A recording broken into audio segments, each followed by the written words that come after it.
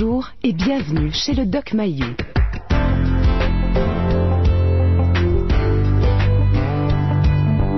Société, débat, relations, famille.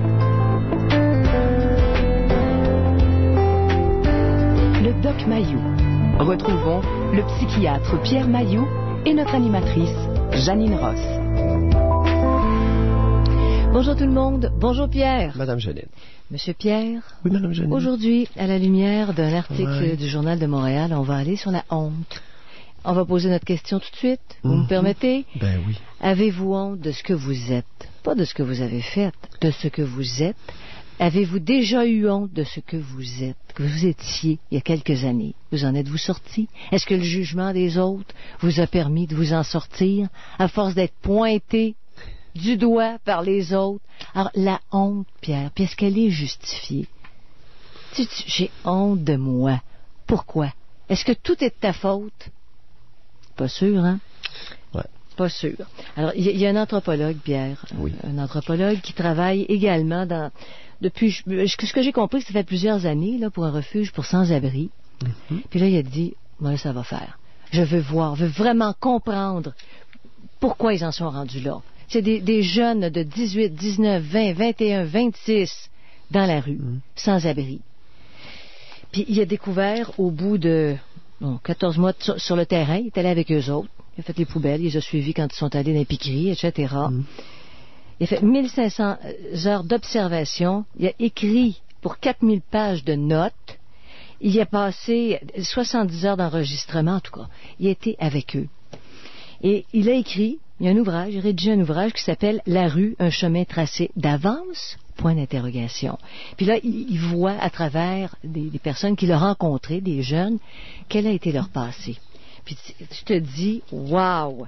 Ils ont des bonnes raisons, hein? Jusqu'à ce qu'ils atteignent un point de rupture. Là. Ça peut être dans la famille, ça peut être à l'école, dans un centre d'accueil. Il y a un moment donné, là, ils sont plus reçus. Ils sont laissés complètement tout seuls. C'est la chute libre. Il n'y a plus rien. Alors, on a 3 témoignages dans le journal aujourd'hui, Pierre, Gilbert, Éric et René. 3 histoires tout à fait différentes. 3 histoires qui ont mené ces jeunes hommes-là direct dans la rue. Un, c'est un orphelin. Correct. Quand il a demandé de l'aide sociale dans sa région, on lui a dit, on a ri de lui, en fait. Alors, il s'est retrouvé à Montréal, puis il a vécu avec une petite copine. Quand elle l'a laissé, là, c'était fini, complètement. Alors, il n'a pas eu droit à l'aide sociale. Il s'est retrouvé dans la rue. Aujourd'hui, il recommence à faire sa vie. Il bâtit une certaine vie. Il a 21 ans. L'autre, Éric, puis ça, je vais vous avouer que c'est pas le moindre des témoignages, il est le fruit du viol de sa mère par le père de cette femme-là. Donc, à 5 ans, la mère regarde son petit Éric, là, puis elle dit, moi, je peux plus te voir, même pas en peinture. Elle l'a largué. Et lui sait qu'elle a refait sa vie, qu'il a eu d'autres enfants, il a eu quelques contacts avec elle. Elle était capable de le supporter. Mais il dit, moi, j'avais rien fait de mal, mais j'ai la honte. J'ai honte. Pour qui? Tu sais, aujourd'hui, il y a le sida. En tout cas, il est allé très bas. René, un autre, violenté, coup de claque, coup de courroie, de règles pendant son enfance. Son frère souffrait de maladie mentale. Lui il dit, j'avais l'impression que j'étais un dessin, un papier pour mes parents.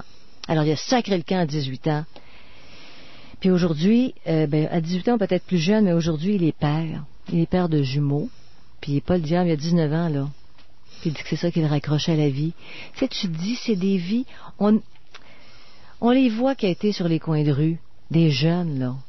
Puis ils attirent souvent pas la sympathie. Ils ont juste à se grouiller, ils ont juste à... Si on connaissait le passé de ces jeunes-là, on se poserait la question, qu'est-ce que je peux faire, moi? Qu'est-ce que je peux faire pour donner un coup de pouce, pour... C'est quelque chose, Pierre. Je t'avoue que ça m'a beaucoup frappé. Puis, attendez un petit peu. C'est ça qui met en évidence là, l'anthropologue Christian Levac dans son livre. Il dit, ce sont des battants qu'il a vus là. Lui il dit, ce sont des survivants. Puis, ils veulent pas se voir comme des victimes. Puis, au moins, dans la rue, ils ont une certaine liberté. C'est ce que, malgré leur souffrance. Mais il dit, il faut voir les antécédents troublants de ces jeunes. Donc, famille éclatée, pauvreté, abandon, parents suicidaires, parents toxicomanes, parents qui avaient des problèmes de santé mentale. Et tu dis, wow, Donc c'est ça. La honte. Comment tu... Ils ont honte. Il y en a un dans ces 3 jeunes hommes-là qui dit « J'ai honte. J'ai honte de moi-même. » Puis il dit à l'anthropologue « Qu'est-ce que tu viens faire avec nous autres? T'as pas honte d'être avec nous autres? » Fait que ça tourne autour de ça, Pierre. Il y a bien des raisons pour lesquelles on peut avoir honte de ce qu'on est, puis c'est pas notre faute à 100%. Ça veut pas dire pour autant qu'on va rester victime. Mais s'en sortir, qui va tendre la main? Parce qu'il y en a un qui dit, on peut pas s'en sortir tout seul parce que le désespoir est trop fort. Mon histoire est trop lourde. Ça, c'est le jeune homme, là, qui est le fruit de l'inceste. Tu sais, c'est trop, je peux pas m'en sortir tout seul. Alors, qui va les aider? L'aide sociale leur donne un coup de pied au derrière dans certains cas, parce qu'ils sont jeunes, t'es capable, t'es fort, tu peux travailler. Hey, je vous jure, tu regardes des problématiques parfois, puis tu te dis, par où prendre ça? Ça vous inspire, Pierre? Oh, beaucoup de choses. D'abord, premièrement, en pleine télévision hier soir et ce matin, je crois que c'est à TVA, on nous a présenté un jeune qui dit « Je suis le produit de l'inceste ». En pleine télévision, puis on voit son visage. OK. Il était caché dans le journal. Ouais. Voyez-vous? Je suis un produit de l'inceste de ma mère avec son propre père. Oui. Phew. Et c'est moi qu'on évacue. Ouais. C'est moi qu'on fout à la rue. C'est moi qu'on reprend pas au sein d'un cercle familial. J'ai rien fait. J'ai rien fait de mal. Je me suis retrouvé une fois avec une belle jeune femme de 18 ans qui était le produit de l'inceste de sa mère avec son propre père. Et je dois dire que j'ai été incapable de me sentir de la même façon qu'avec un autre être humain. C'est assez particulier. Ça m'est pas arrivé souvent dans ma pratique de me retrouver avec quelqu'un que je savais, mais en plus, cette jeune femme-là ne le savait pas. Elle ne le savait pas. Elle croyait que sa mère, c'était sa tante, en tout cas. Ouais. Mais vous saviez. Ben vous saviez. Ben oui. Est-ce qu'elle a fini par savoir? Je pense pas. C'est lourd, hein? Toute vérité n'est pas bonne à dire. Voilà. En tout cas, dans le cas d'Éric, hier, alors un jeune homme qui dit publiquement, en pleine télévision, en pleine face de la tribu québécoise, je suis le résultat de l'inceste de ma mère avec son père. Pierre, dans le journal, il était à visage couvert. À la télé, ça, je l'ai pas vu. Ça veut dire, est-ce qu'on peut faire des liens? Est-ce qu'il y a des personnes qui, à un moment donné, les vrais coupables, le vrai coupable, va-t-il être identifié? Alors là, quelques statistiques embarrassantes. 86% des jeunes, selon l'enquête de l'anthropologue en question, l'anthropologue, on va le nommer, il a fait de belle besogne. Oui, Christian Levac. Certain. Bon, Christian Levac a fait une enquête et d'après lui, 86% des jeunes ont déjà été placés par les services sociaux, écoute bien, pour un séjour moyen, une durée moyenne de séjour de 5,1 ans. Alors, la moyenne, ces jeunes-là qui sont dans la rue, là, ils ont déjà fait tout le réseau des services sociaux pendant au moins 5 ans en moyenne. La moyenne. Et ça leur a pas interdit, Pierre, d'atteindre le point de rupture. 86%, Janine, quand j'ai vu ça, je suis tombé sur le derrière, j'ai dit, c'est un constat d'échec monumental des services sociaux. 86% des jeunes qui sont dompés dans la rue, qui vivent là, dans les poubelles, 86% ont déjà été placés par les services sociaux pour une moyenne de 5 ans. Pierre, puis nous, là, public... Maudit beau succès. Je continue. C'est des spécialistes, supposément. Je continue. Et là, on a notre grand Bigra qui vient réclamer des gouvernements une aide pour ces jeunes-là. Bigra, t'aurais dû regarder les chiffres de Levac avant de parler. 86, presque 90% ont déjà été placés par les bonnes dames de Saint-Onge du service social. Ils ont tous eu ça. Et là, qu'est-ce que tu réclames, Bigra? Hein? René avoue, il entend des voix, il voit des anges puis des démons. Oui. Ça, faut pas être un grand devin pour soupçonner de la schizophrénie. Il y a 1000 psychiatres au Québec. En veux-tu d'autres, mon Bigra? Qu'est-ce que tu vas demander au gouvernement? Même si on lui donne de l'argent à René, il a besoin d'antipsychotiques. Pour Éric, qui est le résultat de l'inceste, le gouvernement, il va venir faire quoi auprès du père de sa mère qui l'a violé? Il a violé sa fille. Puis ça a créé un bébé, puis c'est René. C'est Éric, c'est-à-dire. Hein, Bigra, quand tu réclames de quoi, réfléchis 2 minutes, sinon ferme ta trappe, tu nuis. Mais T'aides pas, là, t'es pas aidant, mon Bigra, là. il décrit au moins, T'es pas Pierre. aidant, oui. Dan décrit. Bigra a un rôle. Non, le rôle, là, il nuit. OK? Alors, d'oser, avoir l'indécence de venir réclamer de l'aide gouvernementale quand il y a 1000 psychiatres au Québec et puis que 86% des jeunes de la rue qui ont déjà été avec les services sociaux pour une moyenne de 5 ans. Hey, Bigra, réfléchis. Va pas têter, parce que là, tu vas passer pour un têteux. Le monde, c'est pas tous des imbéciles. Tu vas passer pour un gros têteux, là. Alors, tasse-toi. Si tu sais pas, si tu ne peux pas être un élément de solution, tasse-toi, donne la chance à quelqu'un d'autre. Parce que, dans des problématiques comme ça, Janine, si tu n'es pas aidant, tu as des grosses chances d'être nuisible. Comprends-tu? Mais l'histoire. Alors, le VAC est utile. Il doit aider. Dan Bigra, il mais est assez l'autre, là, proche, il doit recevoir. Bigra, là, Pierre, il aime bien brasser du caca, comprends-tu? Ça fait bien son affaire. Mais il y a des contacts avec ces oui, jeunes-là, Pierre, oui, au moins. Oui, il brasse du caca, oui. Je sais pas, Janine, je dirais pas ça. Janine, oui. je te dis qu'auprès de miséreux, si tu n'es pas aidant, tu es nuisible. Tu peux pas être neutre auprès des miséreux. OK? T'es soit aidant ou nuisible. Il leur parle, il les reçoit. On peut au moins dire ça, là, Janine, de sa part. Janine, ce n'est pas aidant. Je crains que ce soit nuisible. Il est nuisible parce que il s'est monté une crédibilité et il oriente sur des fausses pistes de solutions. Et là, on en a la preuve. Le VAC nous dit 90% de ces jeunes-là ont passé en moyenne 5 ans avec les services sociaux. Wow! Ils ont coûté une beurrée.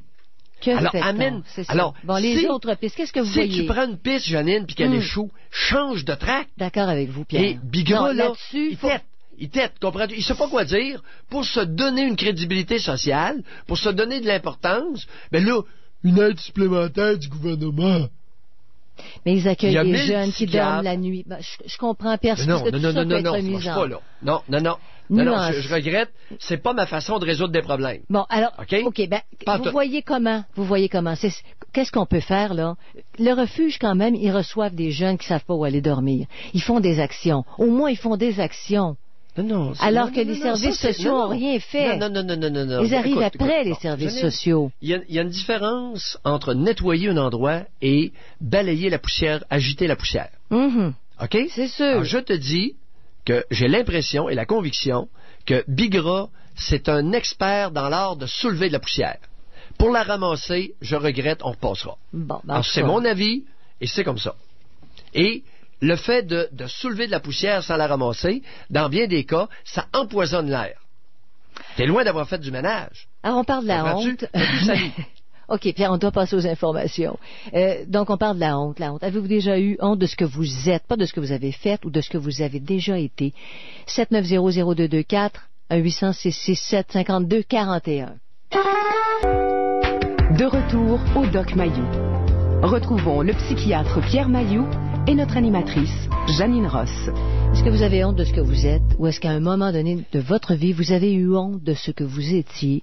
Pas de ce que vous avez fait, de ce que vous une honte que vous transportez, qui paralyse, qui attire le jugement, je sais pas. 790-0224, 1-800-667-5241. On va à Marie-Louise. Bonjour Marie-Louise. Bonjour. Oui, bonjour Marie-Louise. Bonjour le docteur Mayou. Bonjour Madame Ross. Et moi je vous appelle parce que j'ai pas honte de moi. J'ai toujours eu une fierté de moi-même. Mais j'ai honte d'une de mes sœurs, j'ai honte d'un de mes frères, j'ai honte d'un de mes oncles. Je ne sais pas si ça fait que ça s'applique à moi aussi. Comme moi, là, les gens qui vous font du tort, là, puis qui vous laissent pas cheminer là, dans ce que vous faites d'extraordinaire avec le public, là, moi, j'ai honte pour eux autres. C'est vrai. Vous avez honte d'eux? Ça, je me sens. J'ai honte d'eux. Je vous annonce que demain, j'en dis pas plus, demain matin, là, je vais commencer une petite sortie. Je commence, là. Pierre, Parce que, juste pour vous raconter une petite histoire, là, j'ai un mon oncle, quand j'étais jeune, j'allais coucher chez lui. Oui. Et il venait nous tâter dans le lit. Oui. Et quand, à la veille que le mon oncle arrive, sa fille, avec laquelle je couchais, parce qu'on était comme trois dans le même lit, oui. Elle disait tout le temps, pas encore lui. Puis ça, je vous dis, moi, j'allais là, juste pour un temps, là, court temps. Là. Mettons, je restais là, oui. un mois. Puis là, je me disais, puis j'étais jeune, là, j'avais à peine, je sais pas, peut-être 10 ans, là, 10-12 ans. Et puis, là, je disais, je faisais exprès pour que ma tante entende, et puis que là, mon oncle, il s'en aide de là. Oui. Fait que là, Attendez un petit peu, vous aviez quel âge? Fort, Attendez un petit peu, vous aviez quel âge? 12 ans à peu près. 12, et votre cousine avait? Un petit peu plus jeune que moi, peut-être un an plus jeune que OK, moi. 11, oui, OK, continuez. Alors, moi, ce que je faisais, c'est que j'attirais l'attention. Je disais, mon oncle, on est fatigué, là, on veut dormir, là, pour que la tante, elle entende ça. La tante ou la tarte? La tarte, en tout cas. C'est parce que j'ai peut-être mal compris, là. Non, Avez-vous dit tarte ou tante? Un N, un R. Oui, c'est parce que phonétiquement, ça sonne très proche. Oui, c'est Continuez. ça. C'est dommage, là, mais en tout cas.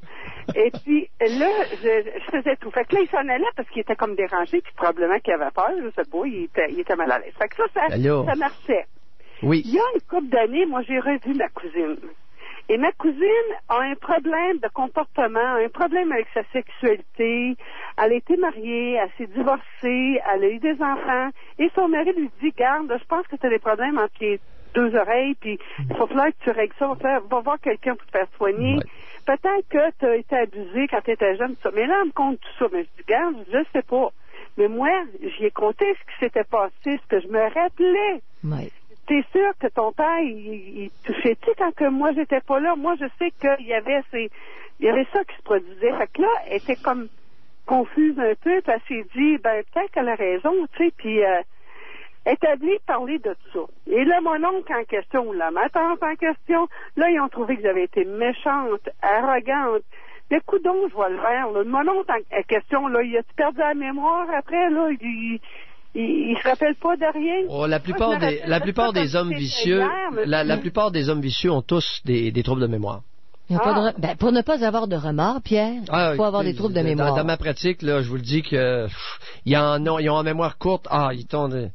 Ils ont beaucoup de troubles de mémoire. Moi, je me dis, mais ils ont un trouble de mémoire uniquement là-dessus. Pour ce qui est du reste, habituellement, ils ont des très bonnes mémoires. Mais là-dessus, là, me rappelle pas. Ouais. Puis j'ai pas fait ça, puis ça se peut moi, pas. oui, j'ai honte de ce mon oncle-là. Oui. Je me dis, c'est dégueulasse, ça. Il pourrait peut-être aider sa fille à avoir, je sais pas, moi, à être mieux dans sa peau. Non, Marie-Louise, regardez, je vous arrête, là. Il n'y a pas un homme abuseur d'enfants qui, plus tard, va faire preuve d'empathie et aider son enfant à s'épanouir. Jamais j'ai vu ça. C'est pas la bonne porte. Je répète, il n'y a pas un homme abuseur qui va faire un effort quelconque pour permettre à la personne, à l'enfant abusé de s'épanouir. Jamais je n'ai vu ça dans ma pratique, je suis rendu à 58 ans. Je ne vous dis pas que ça n'existe pas. Je ne l'ai jamais vu encore. J'ai déjà vu un père demander pardon à sa fille pour avoir fait des attouchements. Oui. Combien d'années? Pourquoi demandait-il pardon? Quel était son intérêt à demander pardon? C'est la personne qui a demandé, une de ses filles qui a demandé. Oui. Et pourquoi a-t-il accepté? Parce qu'il savait qu'il avait fait des choses qui n'étaient pas correctes. Ouais. Mais non, ça n'a pas faux. été loin, là. C'était des attouchements. Faux. Il était vieillissant. Est-ce qu'il avait un besoin quelconque des services de sa fille? Vieillissant, ça c'est sûr, là. Bon, merci, madame. Moi, Allumons. Il n'y a pas un seul abuseur, je n'ai jamais vu un seul abuseur qui regrette vraiment les gestes qu'il a faits. Parce qu'il, s'il était capable de regretter ses gestes, il ne les aurait pas commis. À cause des Ça dommages. n'est pas ça. Parce que vous êtes des femmes. Il y a des réalités qui échappent aux femmes. Et ça prend un homme pour comprendre ça. Mais vous pensez puis pas je que vous des blâme fois, pas, il y a là. des femmes qui courent après ça aussi, qu'il y a des jeunes filles qui font exprès pour que le père fasse des gestes. Ça se peut pas, ça? N'y a-t-il pas un animateur célèbre qui a traité une jeune fille comme ça d'espèce de petite cochonne?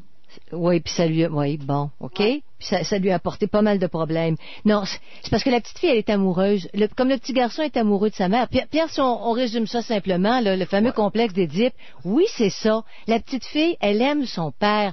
Maintenant, est-ce qu'un adulte profite de ça?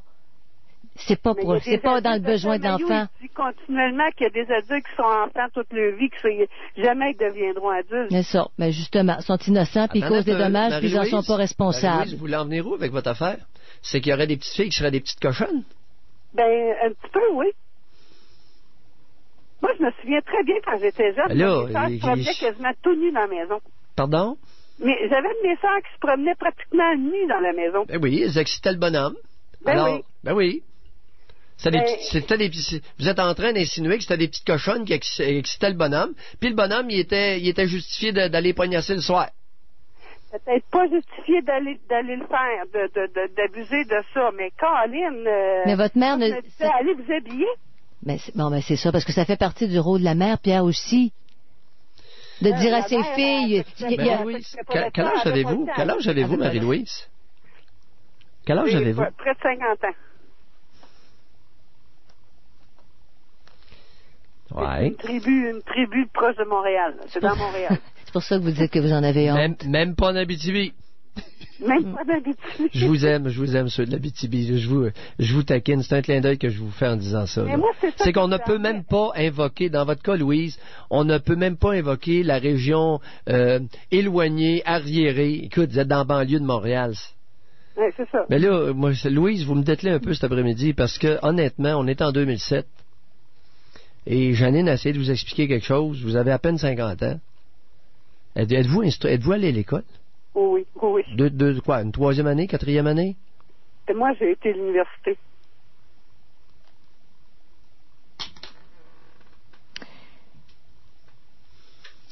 Je vous écoute. Parce que moi, je me suis pris en main. Moi, j'ai voulu avancer dans la vie. Je voulais pas reculer. Moi, j'étais fière de moi. Moi, je savais que j'étais capable de faire quelque chose. Mais quand vous les regardez encore aujourd'hui, vous avez 50 ans, vos sœurs ne doivent pas être pas loin de ça, là. Est-ce que vous avez encore honte de leur comportement? Est-ce que c'est des gens qui manquent de jugement partout? Oui. Avez-vous eu J'ai des honte enfants? d'eux autres. Avez-vous eu des enfants? Oui. Combien? 2. Garçon ou fille? Les 2. Pardon? Et les 2. Un garçon et une fille. Un garçon et une fille. Moi, Marie-Louise, je pense que vous êtes en train de justifier ma présence en nombre pour encore une couple d'années. Oh mon Dieu, puis pour plusieurs années, monsieur Dr. Mayou, j'espère qu'on... Vous savez... Je pensais, vous savez... Attendez un peu, là, arrêtez de parler, là. Arrêtez de parler parce que vous parlez trop et vous réfléchissez pas assez pour une universitaire, vous, là. Moi, je m'attendais à tout, mais pas à ça, là. Et vous êtes en train de faire la preuve que l'instruction, c'est bien ordinaire au Québec. OK? Bye, Marie-Louise. Bonne réflexion. Merci. Alors, on parle de la honte. Est-ce que vous avez honte de ce que vous êtes? Est-ce que c'est justifié que vous ayez honte de ce que vous êtes? Avez-vous déjà eu honte? Puis le jugement des autres vous en a fait vous sortir. Je sais pas tous les scénarios. 790-0224, 1-800-667-5241. De retour au Doc Mayou. Retrouvons le psychiatre Pierre Mayou et notre animatrice Janine Ross. Pierre, vraiment, la honte, on parle de la honte aujourd'hui. Est-ce que vous avez honte de ce que vous êtes? Est-ce que vous avez honte de ce que vous avez été? Puis un lien à faire avec le complexe d'Édipe, Pierre. Oui. Vous avez accroché là-dessus, vous aussi. La petite fille qui est amoureuse de son père, elle a quoi? 3, 4, 5, 6 ans? À partir de 4 ans, ouais. Bon. Et le petit garçon qui est amoureux de sa mère. Pas toujours, pas à des degrés différents. Oui, à des degrés différents. La réaction édipienne, c'est l'attrait d'un petit enfant envers le parent de sexe opposé. Pour les futurs hétéros, ça n'a jamais été spécifié pour les futurs homos comment ça marchait à l'Édipe. OK. On n'a pas de recherche là-dessus. Non, non, pas de recherche et pas de commentaire. Je soupçonnerais que pour les futurs homos, l'Édipe, normalement, devrait être envers le parent du même sexe, non? Je sais pas. En tout cas, dans le même écoute, sens. hypothèse, mais est-ce qu'un enfant qui grandit va avoir honte d'avoir de ses souvenirs, tu sais, qui rivalisait avec sa mère pour que la petite fille rivalisait avec sa mère pour avoir l'attention du père? Est-ce qu'il y a une honte qui partirait de ça, alors que ça fait partie du développement normal? Je sais pas.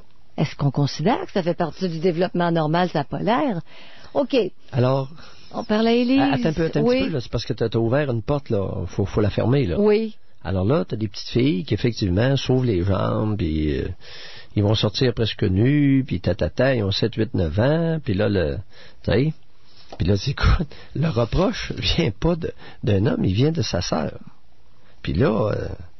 tu sais, elle insinue que ses sœurs étaient des petites cochonnes. Là. C'est plus notre savant collègue, là, animateur. C'est Marie-Louise, là. Mais tu dis ça à l'intérieur de Un petit peu, là. Ouais, mais la mère n'a jamais rien dit. Je veux dire, les petites filles, c'est pas grave. Moi, j'ai cru comprendre que c'était des adolescentes, que ces sœurs étaient rendues au moment de l'adolescence, où elles se promenaient comme ça. C'est peut-être une déduction que j'ai faite. C'est une déduction que tu as faite. Ouais. Il n'y a eu Parce que aucune les mention petites- d'âge. Bon. Donc, une petite fille. Ouais. Une petite fille, elle se promène en petit sous-vêtement comme ça à 9 ans, à 8 ans, il n'y avait pas de sein, il n'y a rien, là. Bon. Est-ce que c'est la mère à ce moment-là qui doit faire son travail, par contre, quand ça change? Ben là. T'sais? Puis le père essaie de faire Oui. la différence, c'est entre un- sa jeune fille et puis une femme adulte, là. Oui. Bon, alors on parle d'un père, normalement on parle d'un adulte. Ouais, parce que l'Édipe renversé, bon, on va y revenir, l'Édipe Oui, je renversé. pense Qui que est oui. l'attrait, l'Édipe renversé? C'est l'attrait sexuel du parent envers l'enfant de sexe opposé. Et ça, il n'y a personne qui parle de ça. Il n'y a pas de psychanalyste qui parle de ça. Quand on en me parle- suis informé. Il n'y a pas grand monde qui parle de ça. Il n'y a pas de livre qui parle de ça. On parle d'inceste. Dans ces cas-là, Hey. ça a le chapeau de l'inceste. Ben oui. On parle Puis pas des avant dépens avant même de parler d'inceste, le seul attrait, ça ne veut pas dire qu'il va y avoir une actualisation. Allons-y pour Mais le cet attrait-là n'est pas normal, tandis que chez l'enfant, le complexe d'Édipe, il est normal dans son développement. Petit garçon, petite Ben fille. là, tu conclus vite, toi, là. Oui, là. je conclus vite. Ouais. Suivant les degrés, on va revenir là-dessus. On parle à Élise. Bonjour, Élise. Bonjour à vous deux. Bonjour, Élise. Moi, présentement, j'ai honte. J'ai honte de voir qu'au Québec, il y a encore des femmes qui pensent que les petites filles, même si elles sont adolescentes, peuvent courir après une agression ou après de l'inceste. Là. Ça me fait honte présentement. Arrêtez donc. Qu'est-ce qui vous dérange là-dedans? Vous avez entendu Marie-Louise tout à l'heure, là? Oui, Vous c'est pouvez ça. faire la causette un petit peu là-dessus, là. Moi, j'aimerais bien avoir des points de vue de femme, parce que moi, je suis un homme, alors, vous savez, ces affaires-là, là, je connais pas bien ça. Mais en Ouais. tant que femme, pourquoi vous dites que vous avez honte? C'est quoi l'affaire, là? Ben moi je trouve que ça peut être normal pour une jeune fille, même adolescente, là, de vouloir commencer à séduire. Puis vous parliez du complexe d'Édipe, ben c'est ça dans le fond, c'est séduire des gens qu'on connaît, séduire son père, séduire, c'est les limites là, c'est les parents qu'il faut qu'ils les mettent là. Je crois pas que c'est à l'adolescente là de subir ses premières expérimentations de séduction. Fait que vous, là, vous prétendez que c'est pas la petite cochonne, là, comme l'insinuait Marie-Louise, pour reprendre son langage, Ah, mon Dieu, c'est pas non. la petite cochonne de réguler son comportement. Ah, c'est incroyable d'entendre ça. Moi, Alors, je vous trouve ça déresponsabilisez les petites cochonnes comme ça, vous. Puis est-ce qu'on pourrait... Non, allez-y, Élise, Ouais. répondez, réagissez, parce que vous êtes Ouais. une femme, là. Ouais, Ruée d'un ben, brancard, si bol. Écoutez, ça a juste pas de bon sens de penser comme ça. Sinon, n'importe quelle femme qui porterait une jupe, n'importe quelle femme qui voudrait porter une camisole, non, ça a juste pas de bon sens. Là. Il y a une limite. Puis en plus, on parlait du père. Là, c'était devant son père. Là, c'était pas devant son petit copain de 16 ans. Là, ça aurait peut-être pu être, tu sais, différent. Là, on parle on parle d'un père et de sa fille. Là. T'as pas besoin d'aller jusque-là, ma grande, pour te prouver que t'es une fille, une belle fille. Puis est-ce que ça pourrait cacher que le père s'est pas suffisamment intéressé à sa petite fille, qu'elle va jusque-là pour avoir l'assentiment? Puis c'est un adulte, cet homme-là, faire sentir qu'il y a une limite qu'elle ne peut pas dépasser. En tout cas, je voulais Ouais. juste partager ça parce que là, j'avais vraiment honte d'avoir entendu ça. Pour revenir à votre histoire, moi, la honte, je la vis beaucoup depuis 3 ans et demi. J'ai 2 enfants. J'ai une fille qui va avoir 12 ans et j'ai un garçon qui va avoir 9 ans. Ma petite fille s'est fait agresser en 2003 par un adolescent qui avait 16 ans à l'époque. Ma fille avait 7 ans et demi. J'ai vécu beaucoup de culpabilité, beaucoup de honte face à ça. Je savais pas trop quoi faire. J'ai pris tous les moyens nécessaires. Je suis allée, j'ai même poursuivi l'agresseur qui m'a avoué tout ce qu'il avait fait à ma fille. Et aujourd'hui, j'ai plus du tout honte de moi, mais j'ai honte de beaucoup de choses. J'ai honte du système judiciaire, j'ai honte du système de santé, j'ai honte des services de pédopsychiatrie que j'ai reçus, j'ai honte de Sainte-Justine présentement et je suis en route pour m'en aller là-bas. J'ai honte des gens autour de moi. Attendez un peu, là. Élise, vous êtes en route pour Sainte-Justine? Oui, tout à fait. Ma fille est hospitalisée présentement. Pour? En pédopsychiatrie. Qu'est-ce qui se passe? Pour choc post-traumatique, ma fille a développé de l'angoisse, de l'anxiété, des troubles marqués, du comportement, beaucoup de Elle a régressé à l'âge de 3 ans suite au dévoilement des agressions et maintenant, elle mature très, très, très tranquillement. Elle va avoir 12 ans, mais elle se comporte encore comme un enfant de 5 à 6 ans, puis elle refuse de vieillir. Elle veut pas devenir une femme. Elle fait des crises de colère, elle fait des crises d'angoisse de séparation. Écoutez, il y a de l'obsession-compulsion, beaucoup. Elle a été bourrée de médicaments là en pédopsychiatrie pendant 2 ans et demi qui l'ont pas vraiment aidée. Mais vous avez parlé du système judiciaire. Elle a été obligée d'affronter le système judiciaire. Est-ce que c'est ça qu'on comprend?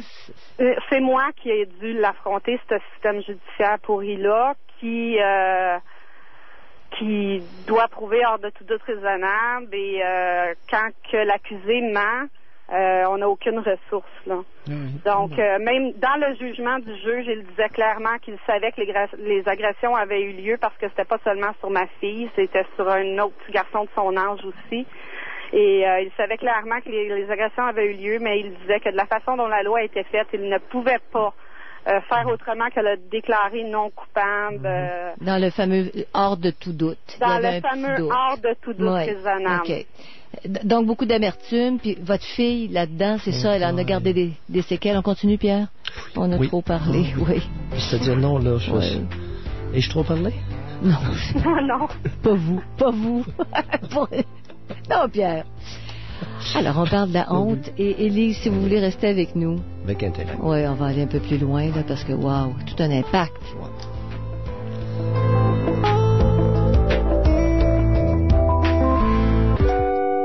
De retour au Doc Mayou. Retrouvons le psychiatre Pierre Mayou et notre animatrice Janine Ross. Est-ce que vous éprouvez de la honte de ce que vous êtes ou de ce que vous avez fait? Vous, votre vécu, c'est ça notre tribune. Alors on continue avec Élise. Élise? Oui. Alors votre fille est à l'hôpital. Vous nous avez parlé de tout l'épisode judiciaire. Et là, aujourd'hui, à 7 ans et demi, elle a été agressée à plusieurs reprises? Oui, à plusieurs reprises. Et quel âge, rappelez l'âge de l'abuseur? C'est 14 ou 17 ans qu'il avait? Il avait 15 ans. Il avait 15 ans? Et il avait déjà des antécédents. Ce que j'ai su par après, c'est qu'il était en bris de condition lorsqu'il a fait ça. Et ça s'est passé, est-ce qu'il y a un lien de parenté entre l'abuseur et vous?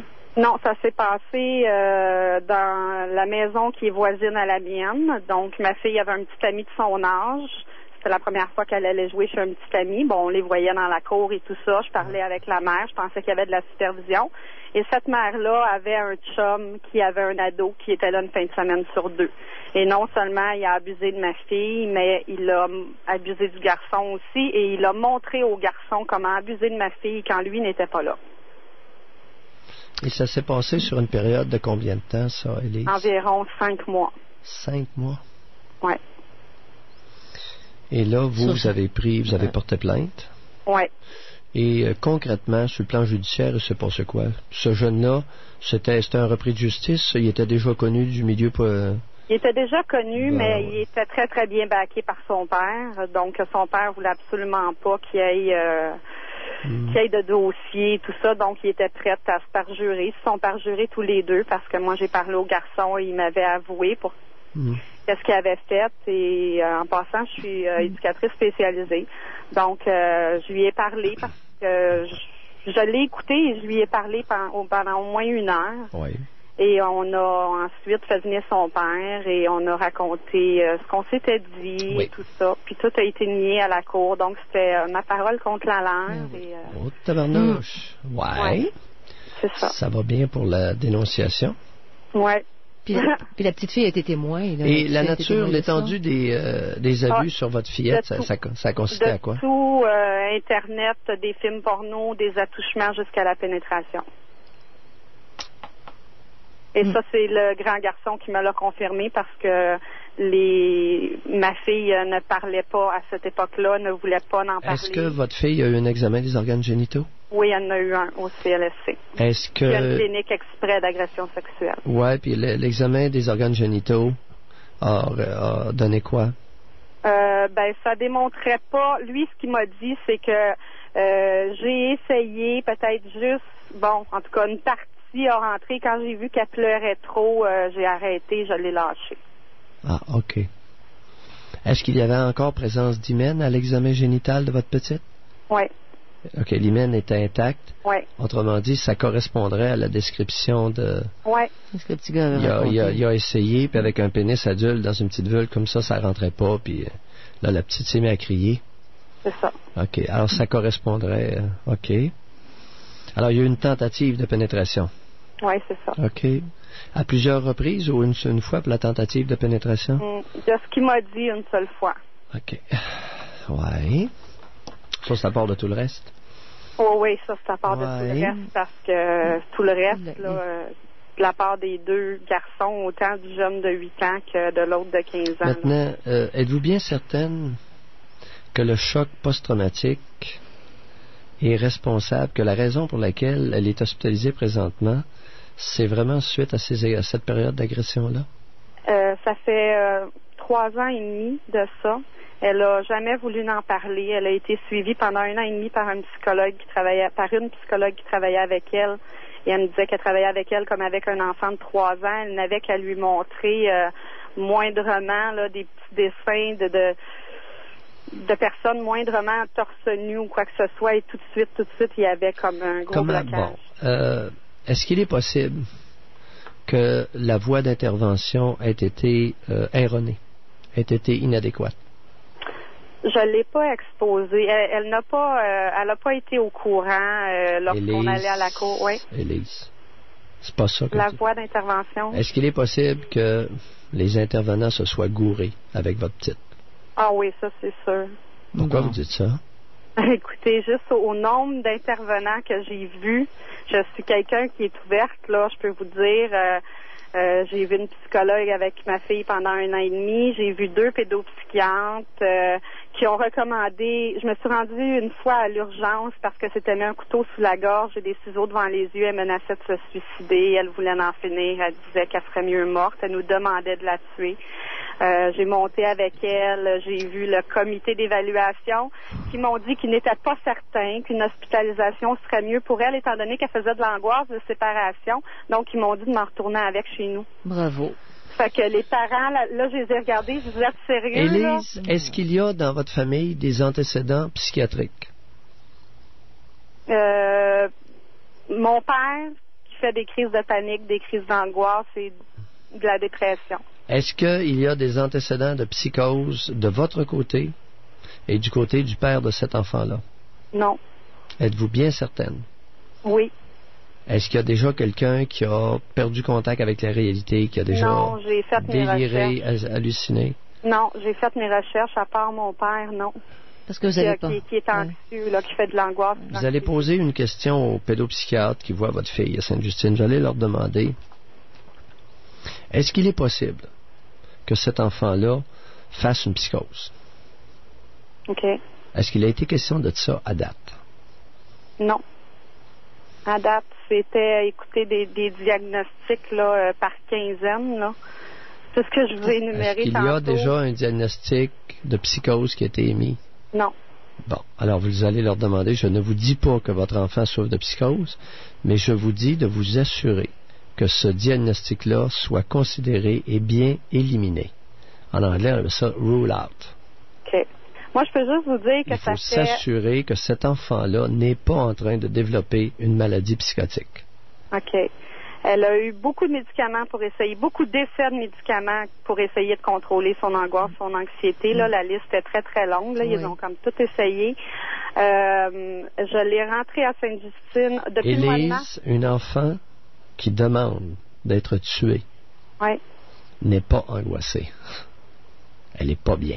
Et il se pourrait qu'elle soit en perte de contact avec la réalité. Correct? Oui. Correct. Les enfants angoissés, les personnes angoissées ont peur de la mort. Ils courent rarement après la mort. OK. Correct? Bye, Élise. Bye. Bonne chance, Élise. Parce que Pierre, il y avait, vous savez, l'étude américaine, là, où il disait que des antidépresseurs, puis tout ça, prescrits à l'adolescence, pouvaient induire des pensées suicidaires. Oui, donc, madame. chez une enfant encore plus jeune que ça, c'est ça. Ça pourrait aller dans cette... oui, madame. Sans exclure la psychose. Oui, madame. Parce qu'elle dit qu'elle en a eu à l'appel, là. Oui, madame. Ouais. Oh! Alors, on parle de la honte aujourd'hui. Est-ce que vous avez honte de ce que vous êtes et pourquoi? 790-0224. Il y a une tonne. De retour au Doc Mayou. Retrouvons le psychiatre Pierre Mayou et notre animatrice, Janine Ross. Est-ce que vous avez déjà pu dire « j'ai honte de moi ». J'ai honte de moi.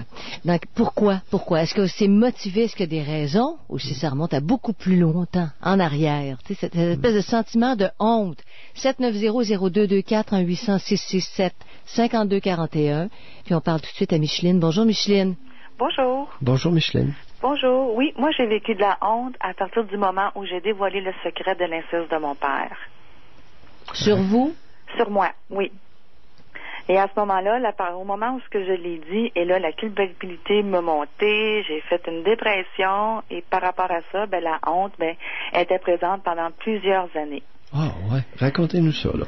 Parce que le fait que ma mère m'avait dit que c'était un secret, alors moi, je n'ai pas parlé, parce que là, elle m'avait dit que si ça se reproduirait, que je m'en irais, elle m'entrait dans un couvent. Et puis à partir de ce moment-là, je n'ai plus parlé. Mais la journée où ce que je l'ai dit et je l'ai dévoilé, là, la honte a embarqué. C'était très, très fort. La honte des gestes que votre père avait fait sur vous, ou la honte de vous? Oui, c'est comme si ma mère m'avait responsabilisé du geste que j'avais subi, puis elle m'avait transmis ça. Pas juste votre mère qui est comme ça, hein? Vous avez entendu Marie-Louise tout à l'heure? Oui. Pas juste votre mère qui responsabilise la petite aux dépens du grand. Mais rendu adulte, tu dis c'est pas moi qui ai fait, j'ai été victime. Comment tu fais, Pierre, pour décrocher de ce sentiment de honte imposé? C'est que vous oubliez ce qu'elle vient de dire. Ça lui a été instillé par sa mère, la personne la plus crédible, celle qui l'a mis au monde. C'est votre mère qui vous a instillé ce sentiment-là. Oui. Hein? Oui. Vous a tenu au secret et là, vous avez dévoilé un secret. Oui. Quel âge aviez-vous lorsque vous avez dévoilé le secret? À ce moment-là, quand je l'ai dit pour la première fois, j'avais 7 ans. Ma mère ne m'a pas cru. Oui. Et puis à partir de ce moment-là, elle a dit, là, c'est un secret, il faut pas le dire. Mais à quel âge avez-vous dévoilé le secret? J'ai dévoilé ça ça fait 6 ans. Vous aviez quel âge il y a 6 ans? J'avais 45 ans à peu près. À 45 ans? Oui, j'ai gardé ça pendant tout ce temps-là. Oui. Puis à partir de ce moment-là, à partir du moment où vous avez eu 45 ans, c'est là que vous avez ressenti la honte. Oui, énormément. Oui. Oui. Vous savez, je sais pas, là, je suis pas capable de faire abstraction de Bigra. Je l'ai d'en face, là. Il va falloir que je jette l'article dans la poubelle pour... Une petite aide gouvernementale, comme Bigra le suggère, est-ce que ça vous aurait été d'une utilité quelconque? Pas vraiment. Évidemment vous savez, pas, mais face à des problèmes, ce qui m'irrite, moi, c'est l'insignifiance de pistes de solutions face à des problèmes aussi cuisants. Alors, ceci étant dit, je pense que je vais mettre ça à la poubelle parce que ça fasse mes foires. Bon, un problème de régler. Alors, revenons à vous, Micheline. Oui. Votre mère vous a responsabilisé, comme beaucoup de femmes. Comment vous comprenez, comment vous interprétez la réaction de Marie-Louise, la réaction de votre mère, qui vous culpabilisent, qui vous tiennent responsable là, des agirs sexuels de l'adulte sur vous? Comment vous expliquez ça, vous, Marie-Louise, votre mère? Je trouve qu'ils sont irresponsables. C'est un adulte, nous autres, on est des enfants. Fait qu'en partant, c'est eux autres qui doivent donner l'exemple. Et non de donner la responsabilité sur l'enfant. Oui, mais les travailleuses sociales, lorsqu'elles se promènent, puis elles disent aux enfants, c'est à vous là de dévoiler, puis c'est à vous de faire attention, puis c'est à vous de... Est-ce qu'elles ne sont pas en train de faire exactement ce que votre mère a fait? Je pense que oui, à quelque part, là. Moi, ça fait des années que je me bats à gueule, puis je suis seul à réagir à ça. Je dis, écoutons, là, vous êtes dans le champ, vous responsabilisez les tout-petits face aux abus sexuels. Ouais. Si ça leur arrive, et je sais ce dont est capable un abuseur sexuel. Il va tout déjouer les stratégies des dames de Saint-Anne du service social, c'est évident. C'est comme si elle se lavait les mains et elle disait, c'est pas grave, là, puis arrange-toi avec ça. C'est ça. Et l'enfant qui va finir par être abusé, puis qui a été bien averti par les travailleuses sociales, il va se sentir comment? Hein? c'est ça. Il va déprimer, puis il va penser s'enlever la vie, non? Est-ce que je me trompe? Bon, ouais, à partir de là, c'est vrai que j'ai fait une grosse dépression. J'ai même pensé au suicide, ainsi de suite. Ben oui. Oui, c'est sûr. Tout s'en est en suicide. Ben oui. Tout ça, là. Tu sais. Et tout ce que ma mère réussit à me dire, ça va-tu mieux aujourd'hui? Puis là, elle me disait, ben là, de fait que tu vas en thérapie, ben là, ils sont en train de te changer de capot de bord. C'est ça qu'elle a réussi à me dire. Parce que vous aviez, tu sais, on vous demande de garder un secret. Vous êtes victime. Vous êtes victime. Quand on parle d'une victime, c'est quelqu'un qui a subi des blessures. Oui. Elles sont psychologiques ou elles sont physiques, Pierre. Mais il y a des blessures, donc une victime. Puis en plus, t'es affaibli. T'es une victime, t'as été blessé. Oui. On t'en demande encore plus. On te demande de te fermer la gueule. Puis si Puis à un on moment... te supporte pas. Oui. Puis en plus, elle me disait, toi, je peux te raconter n'importe quoi. Elle dit, je sais, t'es comme une tombe, tu parleras jamais. À renforcer. Ça, avant que je dévoile le secret. Ouais, Là, ça venait un peu trop lourd à un moment donné. Ouais, elle renforçait sa stratégie. Toujours. Ouais, Votre mère était native de quelle région du Québec? de Montréal. Janine, ça va mal avec l'Abitibi après-midi. Ça va mal avec Montréal, vous voulez dire? Ça va mal partout où il y a des pitons rouges au Québec. Ouais. Bon. Puis en plus, elle aurait dû comprendre parce que elle m'avouait, avec le temps que je lui parlais, qu'elle aussi, elle avait été incestuée par un de ses oncles. Mais elle n'a rien compris de ça, sa part. Pardon? J'ai dit, elle aussi, elle avait déjà été incestuée d'un de ses oncles. Ouais, elle avait été agressée, Oui. par un oncle. Oui. Elle n'avait Et pas puis- pu en parler. Elle Non, n'avait pas ma mère, elle certainement est fermée, elle ne parlera pas. Elle ne parle pas. Elle dit pour elle, on va passer à autre chose, là, c'est fini. Mais comment Parce elle que- vous l'a dit? Elle vous l'a... Oui. Excusez, Pierre. Elle Oui. vous l'a avoué, ça. Oui, elle Ça, m'a l'avoué. C'est surprenant, Pierre. C'est quoi? Ça veut dire, regarde, je suis en vie, je suis encore là, donc c'est pas si grave que ça. C'est ça que ça veut dire? Ah non, il y a plus que ça. Non, parce que quand je lui ai dit, j'ai dit, elle dit, ton père le sait pas, puis elle dit, il faut pas qu'il sache. En plus.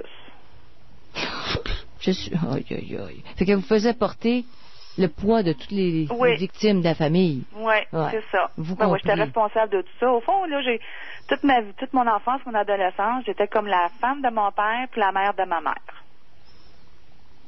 Pendant combien d'années votre père vous a incestué? Jusqu'à temps que je me marie. Non, jusqu'à l'adolescence. Après ça, c'était des menaces psychologiques. Attendez un peu, précisé. De quel âge à quel âge? De 6 ans jusqu'à 14 ans à peu près. Pardon? De 6 à 14. De 6 à 14 ans. Oui. Oui. Fait Puis que, après ça, c'était... des menaces psychologiques. Ça veut dire quoi, ça? Si j'avais pas le droit de sortir avant, mettons, j'avais pas le droit de sortir avec un garçon avant l'âge de 18 ans. C'était interdit. C'était très sévère. Mon père m'attendait toujours au salon si j'arrivais pas à l'heure qu'il m'avait dit. Si j'arrivais au moindrement un petit peu en retard, là, il me disait, je vais te casser les jambes, il va te casser les jambes à ton chum, puis ainsi de suite. Aviez-vous du respect pour cet homme-là? Pas du tout. Ah. Non, pas du tout. Vous aviez Non. la crainte. La crainte. Oui, ben il m'a fait tellement peur quand j'étais petite. Micheline, Oui. de 6 à 14 ans. Oui. Ça se passait comment, l'inceste? Des attouchements, Oui. des fellations. Mhm. Mais comme il m'a déjà dit, il n'y a rien là, il dit il m'a pas sauté. Oui, fellation. Au point d'éjaculation ou Oui, oui, jusque-là. Oui, oui. à l'extérieur ou dans votre bouche? Oui, oui. Oui. Oui, à quoi? À ça, qu'est-ce que vous voulez nous dire? Quoi? Fellation, Oui. la bouche, les mains, ça. Non, mais l'éjaculation. Oui. Oui, quoi? Ben oui, ça s'est passé comme vous voulez nous le dire. Je ne sais pas, je n'étais pas là, mais c'est à vous de le dire. Qu'est-ce qu'il faisait? Il y a eu des fellations, la bouche, puis ça allait jusque-là. Expliquez aux auditeurs, ça allait jusque-là, ça veut dire? Ben, l'éjaculation totale. Oui. Dans votre bouche? Oui. Pendant combien d'années, ça a duré, cette partie? Ça a duré, si je me souviens bien, jusqu'à l'âge de 12 ans à peu près. OK. Parce qu'à 14 ans, il y a eu d'autres choses. Là, il me réveillait la nuit, puis il me déboutonnait, puis il me regardait me former en étant une femme. Là. Oui. Fait que c'est ça. Puis il faisait quoi pendant ce temps-là? Il me touchait. OK. Et lui, il se masturbait ou vous le masturbiez? Ou Ça, qu'est-ce je me que- souviens pas, parce que je me fermais les yeux parce que j'avais peur. Je n'étais pas capable de parler. Mais c'est elle qui Et- garde la honte aujourd'hui. Attendez Ouais. un petit peu, là. Attendez un petit peu. Et il s'y prenait comment pour pouvoir vous garder dans ce type de relation-là? C'est ça, il utilisait sa force de voix, son regard. Je comprenais immédiatement, rien que par son regard, je savais c'était quoi. Oui. Puis là, le fait que j'avais très peur, ben là, moi, je restais estomaquée. J'étais pas capable de m'extérioriser. Fait que là, j'obéissais. Oui. Vous prétendez que c'était la peur qui vous faisait obéir? Oui. Oui. Est-ce que... Par sa force aussi. Oui. Expliquez, qu'est-ce que vous voulez dire par là, par sa force? Ben, mettons, là, il y a déjà eu le culot de... On était au salon à un moment donné, j'étais pas vieille, puis là, il s'assoyait toujours à côté de moi. Et puis là, à un moment donné, il prenait un coussin, il mettait ça sur son sexe, puis il me prenait la petite main, puis là, je devais le masturber pendant que tout le monde regardait la télévision. Et qu'est-ce qu'il vous donnait en retour? Des petites bébelles, une niaiserie. Aujourd'hui, pour moi, c'était peut-être important, là. Ou bien Oui. Qu'est-ce qu'il vous donnait en retour? Pas grand-chose. Et qu'est-ce qu'il vous donnait en retour? Des bébelles comme quoi? Des poupées, des petites affaires que je voulais. Mais c'était pas des gros cadeaux, là. Il n'était pas particulièrement fin. Oh! Non? Oh! Micheline? Oui. Était-il particulièrement fin envers vous? Quand j'étais toute seule avec lui, oui. Mais quand on était en groupe, non. Non, c'est ça. Mais devant le monde, il cachait bien son jeu. Oui. Mais lorsqu'il était seul avec vous, il faisait bien attention pour ne pas vous effrayer, n'est-ce pas? Dans un sens, oui. Vous savez, Micheline? Oui. Ne pas craindre de regarder la réalité comme elle a été. OK? Merci d'avoir été candide et transparent. Bye, Micheline. Bye. Merci. Bye. De retour au Doc Mayou. Retrouvons le psychiatre Pierre Mayou et notre animatrice Janine Ross. Ceux qui vous connaissent, Pierre, depuis longtemps, savent ce que vous venez de faire, OK? Puis ceux qui vous prennent depuis pas très longtemps se demandent qu'est-ce qui vient de se passer. OK? Vous êtes allé dans le menu détail avec Micheline. Ouais. C'est un exercice que des victimes d'inceste peuvent faire. Pourquoi? Elles sont prises par un sentiment, oui, ils sont prises parce qu'il y a même des hommes qui ont subi ça, par un sentiment de culpabilité et de honte. Et c'est l'adulte qui devrait avoir honte d'avoir agressé, blessé psychologiquement, physiquement un enfant. Ouais. Okay? Donc la honte est déplacée. Alors l'exercice que vous avez fait tantôt, Pierre, c'est ça, là. C'est pour ça que vous êtes allé jusqu'au bout. Et je dis aux victimes, ne craignez pas de regarder toute cette réalité-là, parce que tous les abuseurs non violents sont extrêmement gâteux. Et il n'y a à peu près pas une victime qui ose se l'avouer ouvertement. Alors, si on avait continué, là, lorsqu'il était seul avec elle, il la faisait sentir comme une reine. Il la gâtait, il la choyait, parce qu'elle nous a dit, plutôt, j'ai été la mère de ma mère et la femme de mon père. Oui. Alors, il l'a traitée comme telle. Et la vaste majorité des abuseurs sexuels des hommes, abuseurs sexuels non violents, sont extrêmement gâteux pour pouvoir répéter l'expérience d'abus, l'agir abusif avec la même victime. Et une fois devenue adulte, elle nous disent toutes, et là, c'est là que les travailleuses sociales naïves embarquent dans le décor, qu'elles l'ont fait sous le signe de la peur. Ben non, les nounounes, c'est pas ça pantoute qui s'est passé. Alors sachez, chères travailleuses sociales, écoutez, mettre la personne en confiance et écoutez-la. Parce que s'il n'y a pas eu de peur, Pierre, c'est ça, ça pouvait même être agréable, et l'enfant devenu adulte dit, j'ai eu ma part. Il me faisait pas du mal, mais c'était pas correct, c'est tordu, j'ai des problèmes aujourd'hui. Et la victime adulte n'osera jamais s'avouer qu'elle a recherché. Son père n'avait qu'à la regarder. Et c'était pas la peur. Il n'avait qu'à la regarder et elle comprenait très bien ce que voulait dire le regard. Viens me masturber ou viens me sucer. C'était aussi simple que ça. Et là, elle savait qu'elle aurait des récompenses très particulières. Et souvent, la petite victime est beaucoup plus gâtée que la conjointe légitime. Dès que le bonhomme a de l'argent, il fait des cadeaux à la petite pour pouvoir avoir ses faveurs sexuelles, tu comprends? Donc de là... Il entraîne l'enfant là-dedans. Oui, absolument. Puis l'enfant... Oui, il faut se dire les choses comme elles sont. Et maintenant, la peste, là, c'est les pères séparés qui font ce jeu-là et les nouveaux conjoints de la mère. Mais c'est que c'est dévastateur. C'est dévastateur sur un enfant, sur une adolescente. C'est dévastateur. C'est pas normal. Alors, on parle à Joanne. Bonjour, Joanne. On parle de la honte aujourd'hui. Ressentez-vous la honte? Bonjour, Êtes-vous Joanne. capable de vous en libérer? Oui. Oui, bonjour. Ce qui m'a fait beaucoup réagir, c'est la Marie-Louise, là. Je trouve que c'est une salope pour parler comme ça. Ah, s'il vous plaît, Joanne. Elle est assez candide et honnête pour nous appeler. Alors, réservez vos colibets pour d'autres qui sont hypocrites. Bon, d'accord. Alors, on veut une tribune où les gens sont transparents et candides. On veut pas une tribune d'hypocrites. Alors, si on commence à traiter de salopes celles qui sont candides et transparentes, comment allons-nous procéder pour découvrir la vraie nature des femmes du Québec? D'accord. Alors, peut-être que je fais du déplacement puis que la vraie personne à qui je devrais avoir dit ça, c'est ma mère. Bon. Là, je commence à vous apprécier. C'est ça. Ça commence à être de la Joanne. Oui. Allez-y, on vous écoute. Moi, ça m'a été induit très jeune, ça, d'avoir honte, là. Et j'ai un incident en particulier, là, où je me rappelle m'être réveillée un soir et puis m'être présentée dans le salon. Les deux parents sont assis, regardent la télé, puis moi, une couple de soirées avant, j'ai entendu ma mère dire à un autre homme qu'elle l'aimait.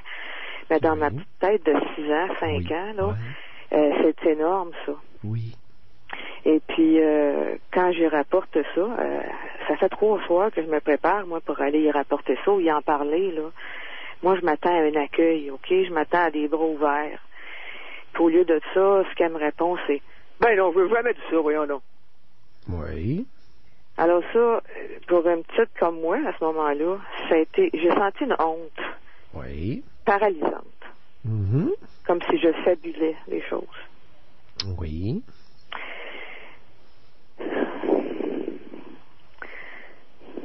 Continuons, parce que jusque-là, il n'y a pas de quoi fouetter un chat. Mais il se pourrait que cet incident-là était la pointe d'un iceberg. C'est ça. Parce que ça a l'air chargé, hein? Oui, c'est très chargé. Ah, oui. Alors, l'histoire de votre mère que vous la surprenez de dire à un homme qu'elle l'aime, ça, c'est la pointe d'un iceberg. Je pense pas que ce soit traumatisant. Mais qu'est-ce qui se passait d'autre autour de ça? Moi, j'aurais voulu qu'elle me sauve, là. Qu'elle vous sauve ou qu'elle ne vous abandonne pas? Exactement.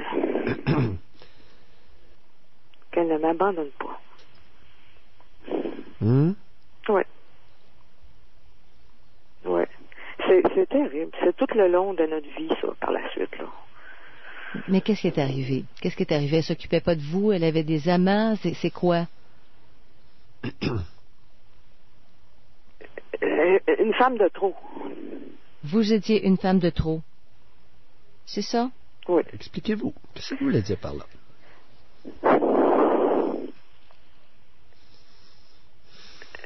Qui doit pas être là. Absolument pas être là. Qu'est-ce que vous voulez dire? Expliquez-vous. Qui n'aurait pas dû naître, et que l'homme qu'elle a épousé va chérir davantage. Pardon? Oui. Qu'est-ce que vous voulez dire? Mon père. Oui. Moi, j'ai honte de dire que j'ai toujours eu plus d'attention qu'elle en a eu. Ben oui. Vous savez, Joanne, c'est l'histoire du Québec. C'est un triste pan du Québec. Janine, c'est la première fois que ça nous est emmené sous cet angle-là. Et, vous savez, tout à l'heure, j'ai parlé de candeur. Non, Marie-Louise, elle est la bienvenue en ondes. On va en accueillir d'autres comme Marie-Louise. Parce que ça va nous permettre de découvrir quelque chose. Et vous en êtes la preuve. On a rectifié ça, pas de bêtises à Marie-Louise. Et là, vous nous dites quelque chose qui n'a jamais été amené en ondes à notre tribune sous cet angle-là. J'ai honte d'avoir ressenti que mon père m'attribuait plus d'attention qu'à sa conjointe. Est-ce que j'ai bien compris? Oui, et puis j'ai toujours eu le déçu sur elle. Puis je me suis cachée à cause de ça. Fallait pas que ça paraisse. C'est tellement fréquent et tellement contemporain, tellement actuel, Joanne, que j'en ai le frisson. Si vous saviez le nombre d'hommes, de pères de famille qui jouent cette carte-là avec les petites puces à l'heure actuelle, c'est crissement embarrassant. Mais qu'est-ce qui va arriver à ces filles-là? Elles vont s'écraser. Il ne faudra pas que ça paraisse. La plus grande tromperie, c'est celle-là. C'est l'Édipe renversé. Pardon? La plus grande tromperie envers un enfant, c'est l'Édipe renversé. C'est de faire croire à la petite fille, qui est toute en extase devant son père, qu'elle est plus importante pour lui que la conjointe adulte. c'est la plus grande tromperie que puisse vivre une petite fille. Et il y a une gang de salauds à l'heure actuelle. Une gang de salauds d'hommes qui jouent cette carte-là. Puis pas à peu près. Puis les femmes, qu'est-ce qu'ils font, les mères, eux autres? Ils les marient, ces gars-là. Ça fait quoi, Il y en a qui tombent dans des nus, hein? Ça fait quoi, un paquet de femmes au Québec? Oui. Et doigts dans le nez jusqu'au coude. Mais Pierre, votre question habituelle, là, quel était l'avantage de la mère à continuer dans une relation comme ça? C'est de voir les petites écrasées. Elle s'est écrasée? Non, c'est de voir les petites filles écrasées. Ouais. Une femme qui a la chance d'en écraser une autre, là. En plein ça. Vous avez la bonne réponse, Joanne. Ce que je constate, c'est ça. C'est qu'à Je ce moment-là, m'excuse. le père rend la femme adulte jalouse de sa petite fille, et que fait la femme adulte? Elle écrase la petite. Et je m'excuse d'avoir été... Elle se dépêche de la crisser dans une garderie de Pauline Marois. Oui. Oui. Je m'excuse auprès de Marie-Louise, si elle écoute, là. C'était pas à elle, c'était adressé, ça. Vous êtes fine. C'est correct de dire, Vous êtes Joanne. fine parce qu'on l'a accueillie, Marie-Louise, puis on la laissera pas tomber. Elle a un niveau universitaire, je voulais juste lui montrer que l'instruction, ça amène pas la connaissance de soi. C'était juste ça, là. Puis je l'ai pas dit de façon méprisante. On peut pas compter sur l'université pour développer l'introspection, c'est pas vrai. Pas du tout. Non. OK? Merci, Merci, Dr. Maillot. Ça fait Merci de votre plaisir. appel. Alors, on parle de la honte aujourd'hui. Est-ce que vous avez honte de ce que vous êtes? Et savez-vous pourquoi? Est-ce que c'est vraiment justifié? Pierre, on peut avoir posé des gestes épouvantables, avoir honte. Comprenez-vous, on est un criminel ou une criminelle. Mais autrement, pourquoi il y a des gens qui sont paralysés par la honte, qui ont l'impression d'être continuellement jugés parce qu'ils ont honte d'eux-mêmes? 790-0224, 1-800-667-5241. Tous les... De retour au Doc Mayou. Retrouvons le psychiatre Pierre Mayou et notre animatrice Janine Ross. Alors, on parle de la honte aujourd'hui. Est-ce que vous ressentez de la honte? Ça devient paralysant, savez-vous pourquoi? Puis, est-ce que vous avez honte de ce que vous êtes devenu? Est-ce que c'est justifié? 790-0224, 1-800-667-5241. On va à Marie-Claire tout de suite. Bonjour, Marie-Claire. Bonjour. Oui, bonjour Marie-Claire. Bonjour à vous deux. On vous écoute. Oui, d'accord. J'ai un énorme sentiment de honte, la culpabilité aussi. Toute ma vie, j'ai l'impression que je me suis battue pour les gens, pour moi, et que je ne suis pas capable de me faire écouter, même si j'essaie de passer un message. Et tout ça, ça a blessé mes enfants. Ma fille, qui a maintenant 16 ans, a été abusée sexuellement par son père lorsqu'elle avait 3 ans. Dès que je l'ai su, on est parti. À ce moment-là, on restait à Montréal. On est déménagé, on a suivi toutes les étapes du processus. Et ce qui était important pour moi, c'était de protéger mes 2 enfants. Ensuite, c'est ça, j'ai eu une autre relation sérieuse qui a duré 8 ans. Et au bout des 8 années, ma fille m'a avoué que ça faisait 6 ans que ce conjoint-là l'abusait aussi.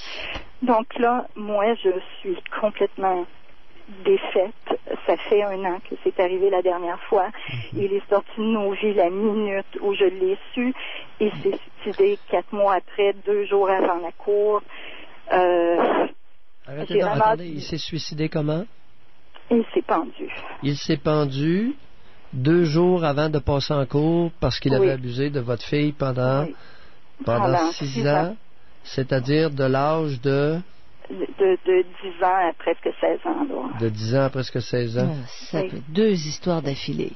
Oui, 2 fois. Moi, je sais plus, maintenant j'ai peur des hommes, j'ai peur de laisser approcher quelqu'un, je fais plus confiance aux gens, et je me fais plus confiance à moi non plus. Bon, ça c'est un bon, exactement. Ça c'est bon, ça c'est une bonne culpabilité par exemple. Parce que vous, dans votre cas, là, 2 de suite, là, c'est bien de valeur, mais vous pouvez pas faire confiance à votre jugement. Non, exactement. Alors, vous avez raison là-dessus. Parce que, est-ce que d'autres femmes auraient pu le repérer, Pierre? Ah, ben oui. Ça se peut-tu? Oui. Marie-Claire à rebours, là. Marie-Claire. Oui. Le conjoint. Le père à 3 ans, ça, c'est plus difficile. Oui, Ça, c'était C'est pas un évident, choc là. total. Malheureusement, c'est vers l'âge de 12 ans. Oui. Ma fille m'a dit, c'est-à-dire, elle ne m'a pas dit, elle m'a dit maintenant que vers l'âge de 12 ans, je posais beaucoup de questions. Et elle a dit au conjoint d'arrêter de la toucher parce que maman doute de quelque chose. Et à ce moment-là, je ne me rappelais plus là aujourd'hui, mais elle me dit que j'ai posé des questions. Je lui ai demandé est-ce qu'il est correct? Y a-t-il quelque chose qui se passe? Il te touche-tu comme papa t'a déjà touché? Puis je me rappelle qu'elle me disait Maman, il n'est pas comme dad. C'est pas papa. Arrête donc. Et j'allais vers le conjoint et je lui disais il y a quelque chose de pas normal. Je suis jalouse de la relation que tu as avec ma fille. On dirait que vous êtes plus près que toi et moi on est. Et il me répondait, ben voyons donc. C'est dans ta tête. Ben oui, c'est dans ta tête. Oui, et Doc Mayou, aujourd'hui, ce qui me fâche, c'est que, pas qu'il me fâche, Christy, je me déteste tellement parce que je me dis, pourquoi que lorsqu'ils m'ont dit ça, les deux, pourquoi est-ce que j'ai pas écouté ma Christy de petite voix en dedans qui me disait c'est pas correct. Mais je me suis dit, c'est toi qui te fais des idées. Regarde. Alors, Marie-Claire, concrètement, pour éclairer les lumières éteintes chez beaucoup de femmes du Québec, comment ils s'y sont pris les deux? Mais la lumière... Alors, racontez-nous... Comment ils s'y sont pris? Oui, comment ils s'y sont pris? Qu'est-ce qui est arrivé, puis comment ça se passait, puis quand? Allez, les détails. Au moins, vous allez me faire plaisir, puis vous allez en allumer une coupe. Allez. Ça se passait, selon ma fille, ça se passait toujours quand j'étais pas là parce qu'elle avait peur de moi. Oui, c'est bien évident que ça se passait quand vous étiez pas là, mais que vous étiez où quand vous étiez pas là? J'étais partie faire les commissions, j'étais partie travailler. Oui. J'étais partie à des cours parce que c'est sûr, ils m'encourageaient à aller suivre des cours, des formations, aller travailler le soir. C'est ça. Le moins vous étiez à la maison, plus il y avait de l'espace pour abuser la petite. Oui. C'est bien évident. Et mon garçon. Alors, il vous encourageait. Il vous encourageait à sortir, à vous éloigner de la maison. OK, on note ça. Votre garçon maintenant. Mon garçon avait, lorsque ça a commencé, il avait 12 ans parce que il y a 2 ans de plus que ma fille. Et malheureusement, c'est... Attendez, attendez un petit peu, là, parce qu'une fois qu'on a une qui peut nous éclairer d'autres, non, on va abuser de vous, Marie-Claire. Elle avait allumé, mais elle s'est pas fait suffisamment confiance. Non, elle n'a pas allumé. Mais elle n'est pas passée à l'action. En tout cas, c'est interpellant. C'était pour soulager sa bonne conscience qu'elle a allumé. Il était fin avec elle. De retour au Doc Mayou. Retrouvons le psychiatre Pierre Mayou et notre animatrice Janine Ross. Alors, on parle aujourd'hui de ressentir la honte. Puis est-ce que c'est justifié? Dans certains cas, c'est évident. Les gens sont honteux et se disent ils n'ont pas apporté cette honte. Ça leur appartient pas, mais c'est là. Alors, 790-0224 en 800-667-52-41. On va tout de suite... c'est-à-dire qu'on continue. Est-ce qu'on continue avec Marie-Claire? Oui. Si elle est là. Vous êtes restée. Alors, Marie-Claire, on en était au nouveau conjoint, extrêmement gentil, très supportant. Il vous encourage à prendre des cours, à aller travailler, et très disponible, évidemment, pour demeurer avec la petite de 10 ans. Et il y a un garçon, elle a un frère de 12 ans. Oui, c'est ça. Qu'alliez-vous nous dire concernant votre fils de 12 ans qui était là lorsque les abus ont commencé entre le nouveau conjoint et la petite de 10 ans? Oui, il a toujours été là, à ce qu'elle me dit. Il n'était pas dans la pièce, il n'était pas conscient de ce qui se passait. Mais c'est certain que j'ai aussi peur de comment lui peut se sentir. Non, lâchons la peur. Avant de tomber dans les émotions féminines, là, connaissons les faits. Alors, il se passait quoi, puis comment il faisait pour ne pas... Est-ce que votre garçon de 12 ans en a déjà eu connaissance? Parce qu'il était dans la maison, lui, là. Il dit que non. Il dit qu'il n'a jamais eu connaissance. Alors, ça se passait... Qu'est-ce que votre fille ça se passait comment? Parce que là, il s'agit d'allumer les éteintes, là. Parce que ça, là, c'est épidémique actuellement au Québec. Là. Les nouveaux conjoints qui tripotent la petite, épidémique au Québec. C'est une épidémie. Donc, recherche d'indices, puis tout ça à travers le témoignage. Oui, ils se prenaient comment? C'est à partir de témoignages qu'on va allumer là, des lanternes éteintes. Allez. Oui. Donc, il agissait pendant que mon garçon était là. Quand moi, je n'étais pas là, il s'était débarrassé de moi. Oui, non, il s'était pas débarrassé de vous. Il vous avait encouragé à aller travailler, à aller faire vos commissions, puis à sortir. C'est ça que vous avez dit avant la pause. Il ne s'est pas débarrassé de vous, pas du tout. OK, d'accord. Ben oui, mais présentez les faits comme ils ont été. Alors vous étiez bien contente, le conjoint vous encourage, vous êtes toute heureuse, va de la galère, on lui laisse les enfants, puis on s'en va faire des commissions, travailler, etc. Alors, il s'y prend comment avec la petite? Qu'est-ce qu'il fait? Qu'est-ce qu'il a fait? Ce sont des jeux. Il a utilisé le jeu. Et la première fois, elle voulait pas et il lui a dit papa te l'a fait, puis correct, c'est juste comme papa, on va faire la même chose. Des jeux comme quoi? Comment qu'ils s'y prennent, là, ces salauds-là? Des jeux, qu'est-ce qu'elle vous a raconté, votre fille? Jouer à la bouteille, lui demander de baisser ses culottes, de toucher, il lui donnait beaucoup de cadeaux. Bon, merci. Que je ne savais pas. Et ce qui des cadeaux comme quoi? Qu'est-ce qu'il lui donnait? Ce qu'elle m'a dit, et je le découvre maintenant. Oui. Depuis qu'il est mort, il lui achetait des CD, des livres, il lui achetait des vêtements, il lui donnait de l'argent de poche. Oui. Et la dernière chose que j'ai découvert lorsqu'il s'est suicidé, on est déménagé parce que ma fille le voyait partout dans l'appartement. Oh. Ben oui. Et elle m'a donné un sac à dos rempli de boissons. Et elle m'a dit, maman, prends ça, débarrasse-toi-en, c'est lui qui me l'a donné. Il fournissait votre fille en boisson? Oui. Un peu de drogue à l'occasion? Et heureusement que j'ai une fille avec une tête sur les épaules, et je pense que malgré tout, j'ai fait quelque chose à quelque part qui a de l'allure, au moins un petit bout. Elle est pas, elle m'a dit, et je la crois, elle ne prend pas de boisson, elle n'est pas intéressée à la drogue, et c'est une fille qui réussit très bien à l'école. Elle me fait, j'en reviens pas, et je la remercie parce qu'elle me fait encore confiance. Et elle me dit que je suis une bonne mère malgré tout, et ça, il y a des moments où je me dis, my gosh, ça se peut pas. Oui, écoutez, vous avez été une bonne Québécoise. Écoutez, vous êtes majoritaire. Alors, il faudrait quand même pas dénigrer la majorité au Québec, là. Alors, vous n'êtes pas allumé. Vous n'avez pas allumé parce que c'est féminin de pas allumer dans ces circonstances-là. Et, Marie-Claire. Peut-être, Dr. Mailloux, oui. Peut-être que c'est la culture dans laquelle on vit. Les petites filles, là, écoutez, je suis une très bonne victime, une très bonne proie à manipuler. Et c'est ce que j'ai eu toute ma vie. Et aujourd'hui, je me réveille parce que dans ma job, ça me nuit.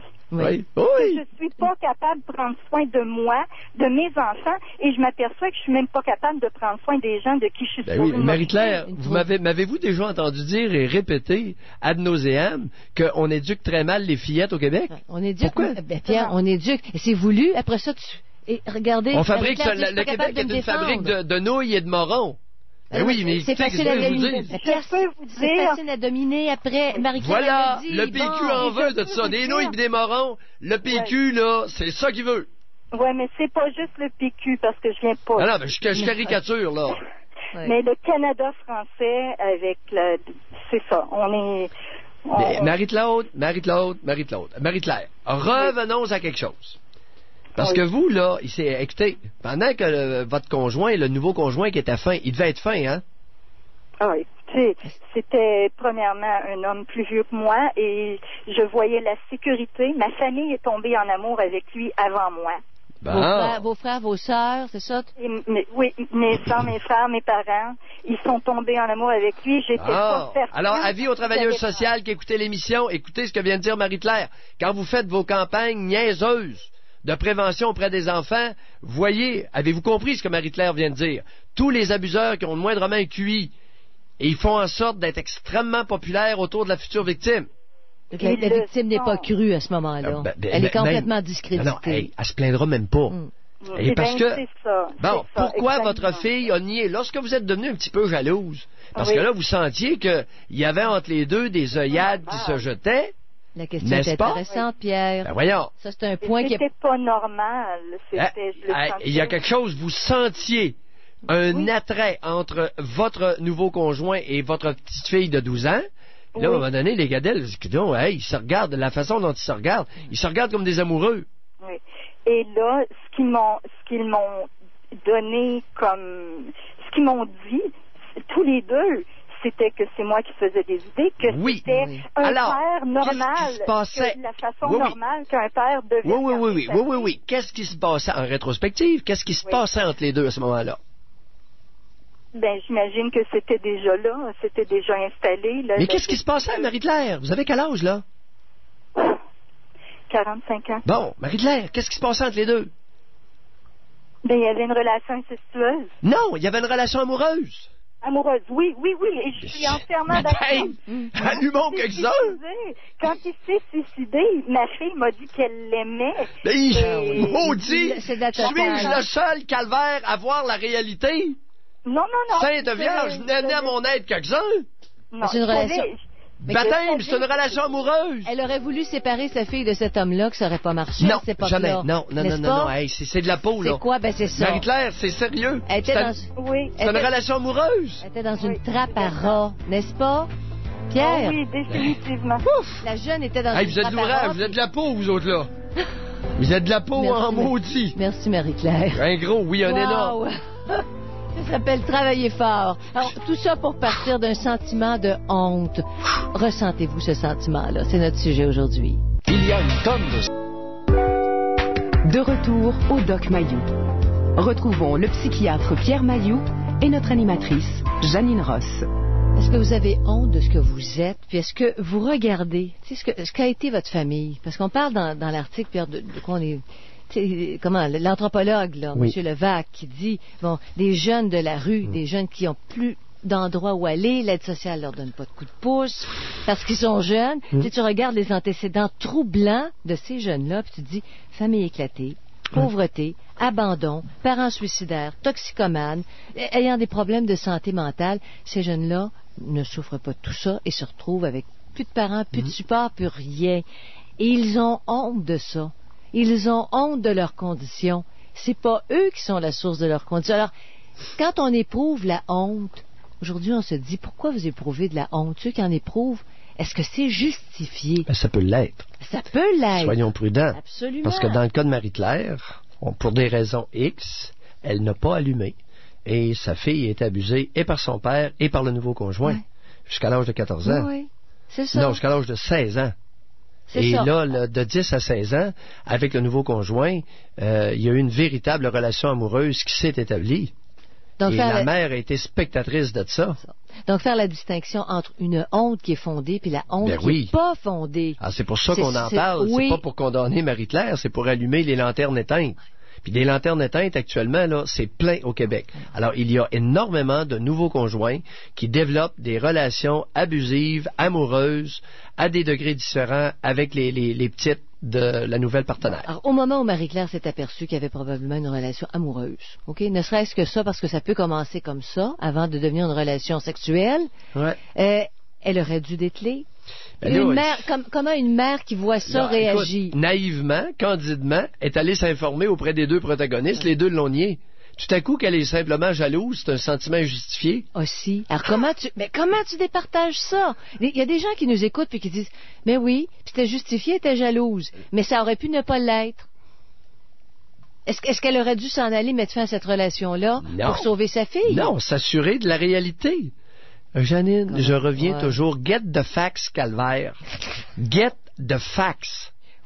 Tu sais, c'est quoi la réalité? Les faits sont quoi? Tes maudites impressions de femme, puis tes émotions, puis ton intuition, là, dans le postérieur. Get the facts. Mais sur quoi elle aurait pu se baser? Il n'y avait personne. Il y avait personne dans la maison quand ça se passait. Qu'est-ce qui se passe? Il y a des petites caméras qui se vendent, cibole. Suis-je le seul à être un peu débrouillard dans ce Québec éteint? To get the facts. Get the facts. Installe-la, la petite maudite caméra. Parle à Jacqueline. Je vais les avoir, les ciboles de fait. Pierre, Non, mais... Avez-vous des actions dans une compagnie de caméras? Non, j'en ai pas. Non, je n'ai aucune action. Je suis un... Aïe, aïe, aïe. On parle à Jacqueline. Bonjour, Jacqueline. Je suis un pauvre heureux. Bonjour. Bonjour à vous. Alors, bonjour à vous. De temps en temps, il m'arrive de compter des petits mensonges. Jacqueline? Oui? OK, allez-y. Oui. Écoutez, pour moi, il s'agit de... J'ai parlé quand vous avez parlé de la honte, j'ai dit, il faut que j'appelle pour en parler un peu, parce que c'est un sentiment que je traîne depuis toujours. Oui. Légitime ou pas légitime dans votre Mais cas? non, en plus, c'est ça qui m'écoeure. Bah, allez-y. Il n'est pas légitime. Allez, videz votre petit cœur, c'est la bonne tribune. Ah. Mais là, l'émotion monte. Oh. Oh. Oh. Oh, oh. Et puis, je trouve ça bizarre, d'ailleurs. J'étais bien tranquille. Mais c'est ça. Oh, c'est hautement chargé, ça. Oui. Hein? Une grosse charge émotive. Ben oui, voyons donc. Oh. Mais ce qui arrive, c'est que j'appelais, moi, il vient d'autre chose, mais j'appelais pour parler de l'antidote de la honte. Alors, quand vous parlez de fierté et que vous l'aimez beaucoup, la fierté, je me nourris petit à petit à votre écoute. Hein. Je me nourris de tout ce qui peut être à compte cette maudite honte pour rien. La fierté, la dignité. Oui. Alors, j'ai grandi un petit peu là-dedans. Et l'initiative. L'initiative, fierté, sont l'antidote de la honte. Vous avez raison. Oublions pas l'initiative. Bon, mais elle passe à l'action. Ouais. Elle fait quelque chose. Passe à l'action, mais la fausse honte, elle origine d'où? Est-ce que ce serait important et pertinent qu'elle fouille puisque elle arrive à fonctionner? Oui, c'est ça. Ce sentiment, pour moi, la honte, c'est un sentiment de ne pas être à ma place. Oui. Je suis pas bonne à boire. Je suis pas à la bonne place. OK. Puis, dans ce qui est arrivé dans mon enfance, c'est que j'ai une mère, on était très pauvres, et une mère qui nous battait, bien sûr. Alors, il y avait des coups. Et moi, dans la famille, j'ai pas été incestuée. Mes sœurs l'ont été. J'ai une sœur qui l'a été par le mari de l'autre sœur, et la sœur aînée qui a eu le mari pédophile avait été incestuée par le frère, un frère de 4 ans de plus vieux qu'elle. Ouais. Alors donc j'ai vécu ça. Et un autre de mes frères avait fait de la délinquance un peu, il a fait de la prison parce qu'il avait volé des autos. Et ça avait été pour moi aussi, j'étais adolescente et j'avais eu beaucoup honte de ça. Oui. Mais je crois que le plus, il me semble, quand je réfléchis avec vous, que le plus, c'est que ma mère, quand j'étais petite, elle avait expliqué à une voisine que j'étais adoptée, parce que moi, j'étais une enfant illégitime. Si vous voulez, le mari qu'elle avait à l'époque, il y avait 4 enfants déjà, et son mari, disons que j'appelle mon père, moi, il était allé en prison pour contrebande de moutons. En France, là, hein, on parle de la France. Oui. Il était 5 ans absent. Et pendant ces 5 ans, elle m'a eu, moi. Et quand il est revenu, elle a dit, ou tu la prends, ou bien je te veux pas. Alors il m'avait pris. Mais moi, elle avait raconté devant moi que j'avais été adoptée. Elle avait dit ça aux gens pour sauver son honneur, là. Pour sauver son honneur, pour sauver le fait qu'elle s'était accouplée avec quelqu'un d'autre que votre père qui était incarcéré. Et en plus, je crois, on pense que c'était un Allemand. Aïe, aïe. Bon, et puis c'était dans les années qui ont suivi la guerre? Mais oui! Ouais, c'est ça. Et puis je crois qu'elle avait été tondue après la guerre. Bon, donc alors, pensez-vous qu'elle avait été... L'insulte par-dessus l'injure! Un Allemand en plus! C'est toute une histoire, mais là, au moins, ça fait du bien. Elle est bonne, celle-là! C'est du mauvais côté de la médaille, c'est toujours... Elle aurait pas pu prendre un Français, là, pour s'accoupler au lieu de s'accoupler avec un Allemand? Mais moi, espèce de bonne femme! Mais oui, mais quand vous parlez, ma mère, c'était une femme ardente, c'était une femme de pleine de libido. Moi, j'en ai hérité, puis j'en suis fière, j'en suis contente, finalement. Oui, ça c'est correct, ça. Bon, mais elle aurait pu satisfaire sa libido avec un Français. Là, elle se fait accoupler par un Allemand. Et puis, ça, ils sont beaux, les Allemands. Moi, j'en veux pas. Pardon? Ils sont beaux, les Allemands. Bon. Ils sont quoi? Ils sont beaux? Ils sont beaux. Oui, ils sont beaux. Ah oui! Et puis, moi, j'ai pour une Française, vous autres, les Français, vous trouvez les Allemands plus beaux que les Français? Mais elle est en partie allemande. C'est vrai que les Français peuvent avoir des petites maudites faces simples, hein? Joli. Mais là, moi, Enfin, non. Je niaise, là. Les Allemands sont intelligents aussi. Les Allemands, ils sont forts, ils sont disciplinés. Moi, j'aime la race allemande, là, ça me dérange. Ben, vous en avez dans votre sang, Jacqueline. Ben, si c'est l'histoire que vous nous racontez qui est la vraie, votre père serait allemand. Donc, vous avez cet héritage-là. Oui, mais il y a plus que ça, Janine, c'est que, Jacqueline, c'est qu'ils ont fait des études de quotient intellectuel moyen en Europe. Effectivement, c'est l'Allemagne qui aurait le plus fort quotient intellectuel moyen de tous les pays européens. Alors, c'est que lorsqu'on dit que les Allemands sont un peuple brillant, un peuple supérieur, c'est pas tout à fait faux, là. C'est fondé. Si vous invoquez ça... C'est eux qui dominent l'Europe actuellement. Mais moi... Ben, c'est bien sûr. Les Allemands... Mais oui, mais pauvre vous, les Allemands ont toujours dominé l'Europe.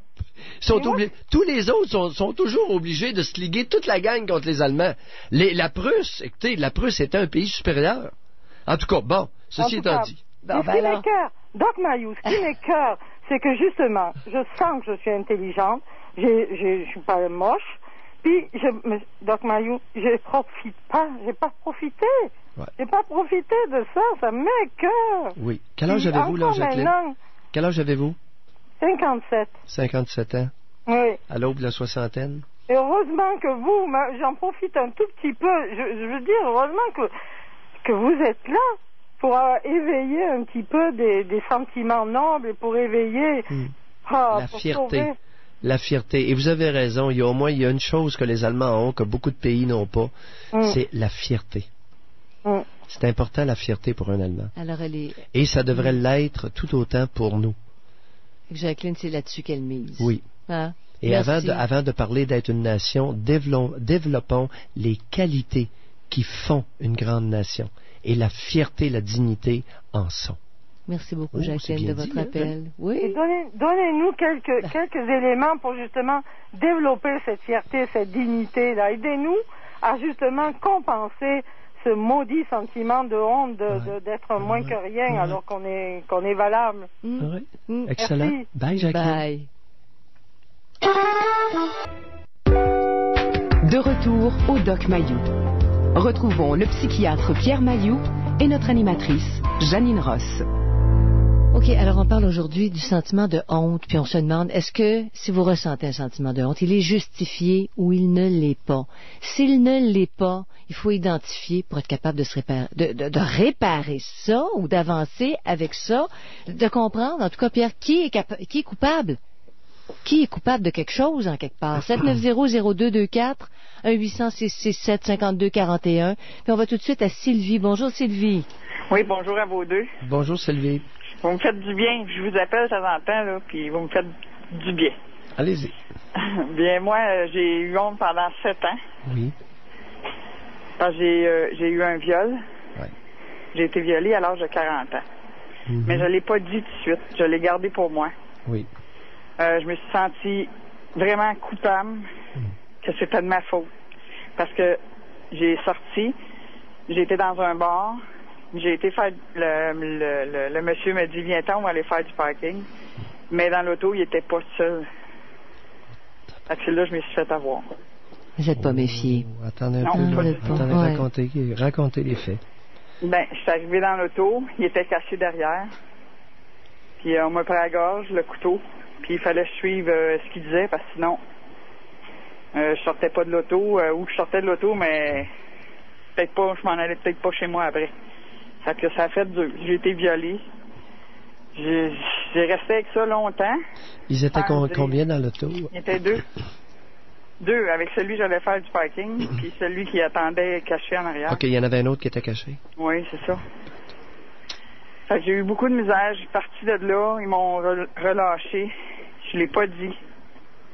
Le lendemain, je me suis dit que je valais pas grand-chose. Ouais.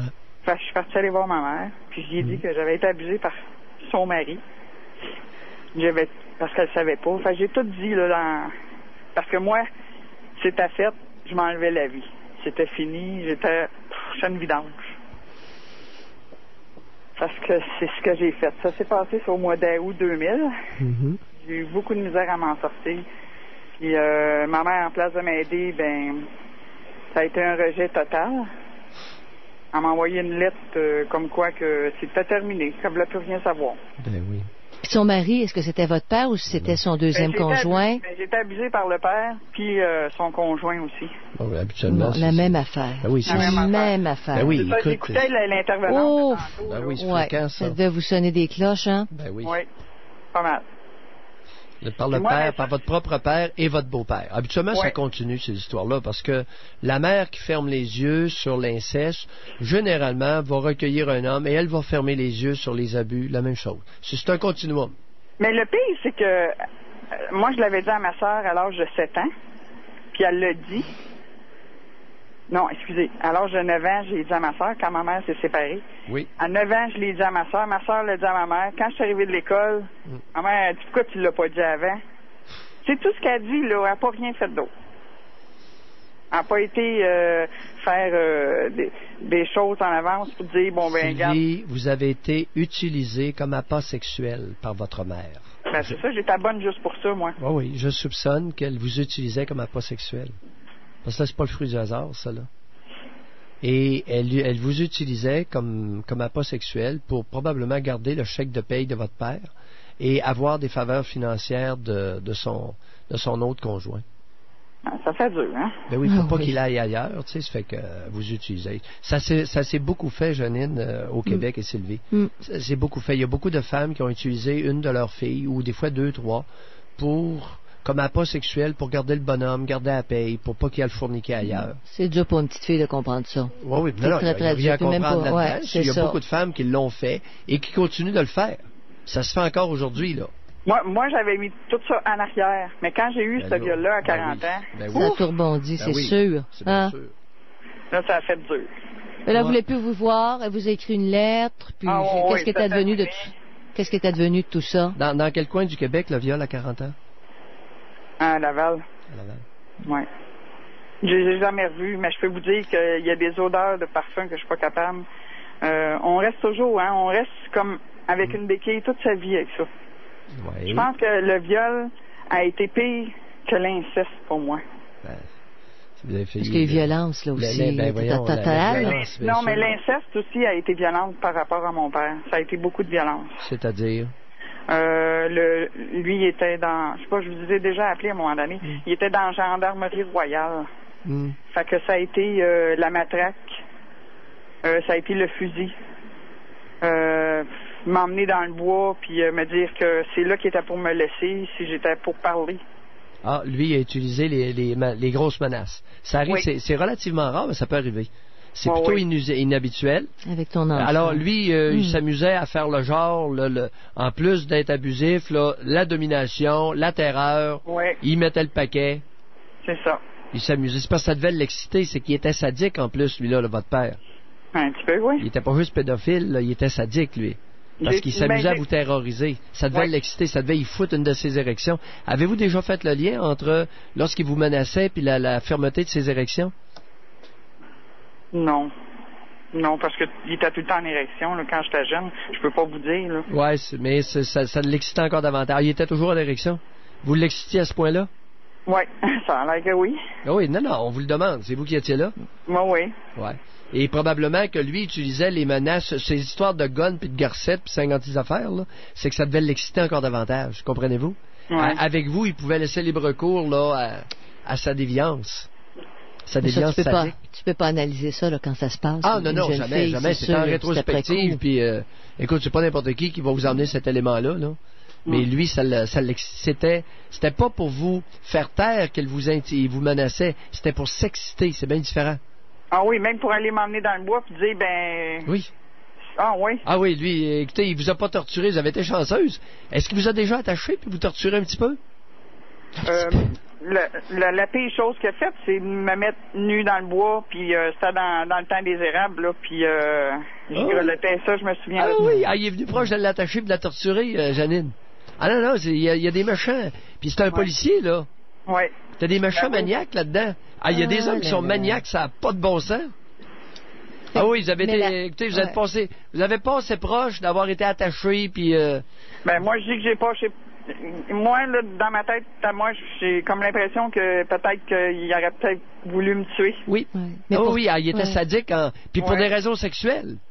Oui. Hey, c'était un méchant maniaque. Mais l'histoire... Il est encore vivant?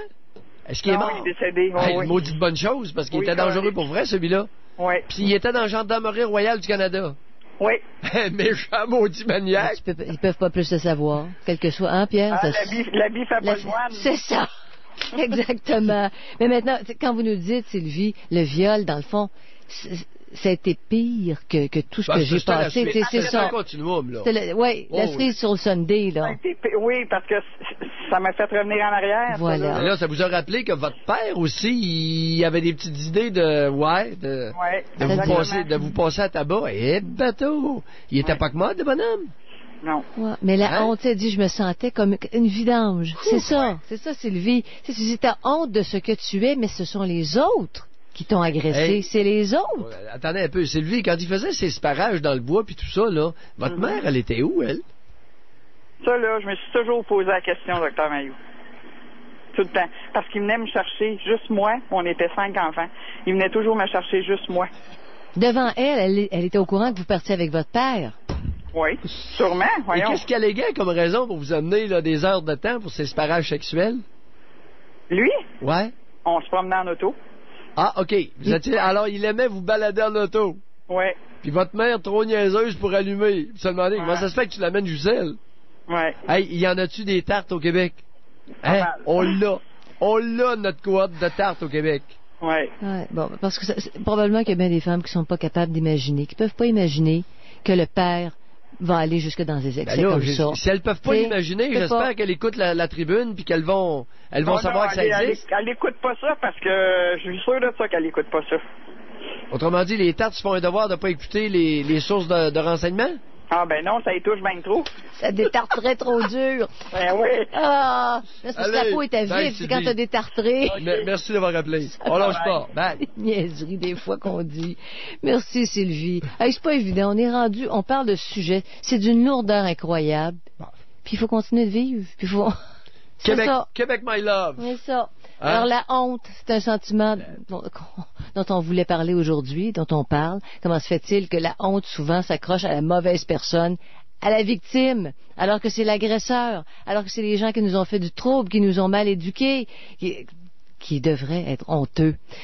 Difficile de comprendre, hein, parfois. Alors 790-0224, 1-800-667-5241.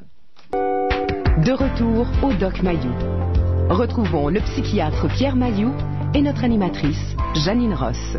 Quand quelqu'un ressent très fort un sentiment de honte, il faut absolument qu'il s'interroge à savoir si ça lui appartient ou non, si c'est justifié ou non. Alors, on parle à Julie. Bonjour, oui. Julie. Bonjour. Oui. Bonjour, Julie. Ça va bien? On vous écoute. Oui. Moi, je vous appelle, j'écoute souvent votre émission, là, avec mon conjoint, là. Puis, en tout cas, c'est sûr qu'il y a des choses qui me touchent vraiment de ce que vous dites, Doc Mayou puis Janine, là. Moi, la raison de mon appel aujourd'hui, c'est parce que j'ai vraiment de la honte, là, envers qu'est-ce que j'ai vécu en étant jeune, là. J'ai vécu des abus sexuels, puis envers ma mère, puis son ex-conjoint. Et puis, présentement, là, je suis en démarche pour revenir contre ma mère, parce que ma mère, à cette époque-là, elle n'a pas été jugée coupable, mais lui, oui. Il a fait les fins de semaine en dedans seulement, parce qu'à cette époque-là, c'était comme ça que ça marchait, là. Mais moi, c'est ça, là. À chaque fois, dans le fond, la honte que j'ai, c'est d'avoir des relations sexuelles avec mon conjoint, là. Parce que ma mère, elle faisait l'amour avec son conjoint devant moi puis ma sœur. Elle nous demandait de le sucer, puis toutes ces choses-là. Puis, en tout cas, c'est toutes des choses qui sont dures à prendre. Elle vous impliquait elle vous impliquait ouvertement dans les relations sexuelles avec son conjoint. Qu'est-ce qu'il faisait, son conjoint, dans la vie?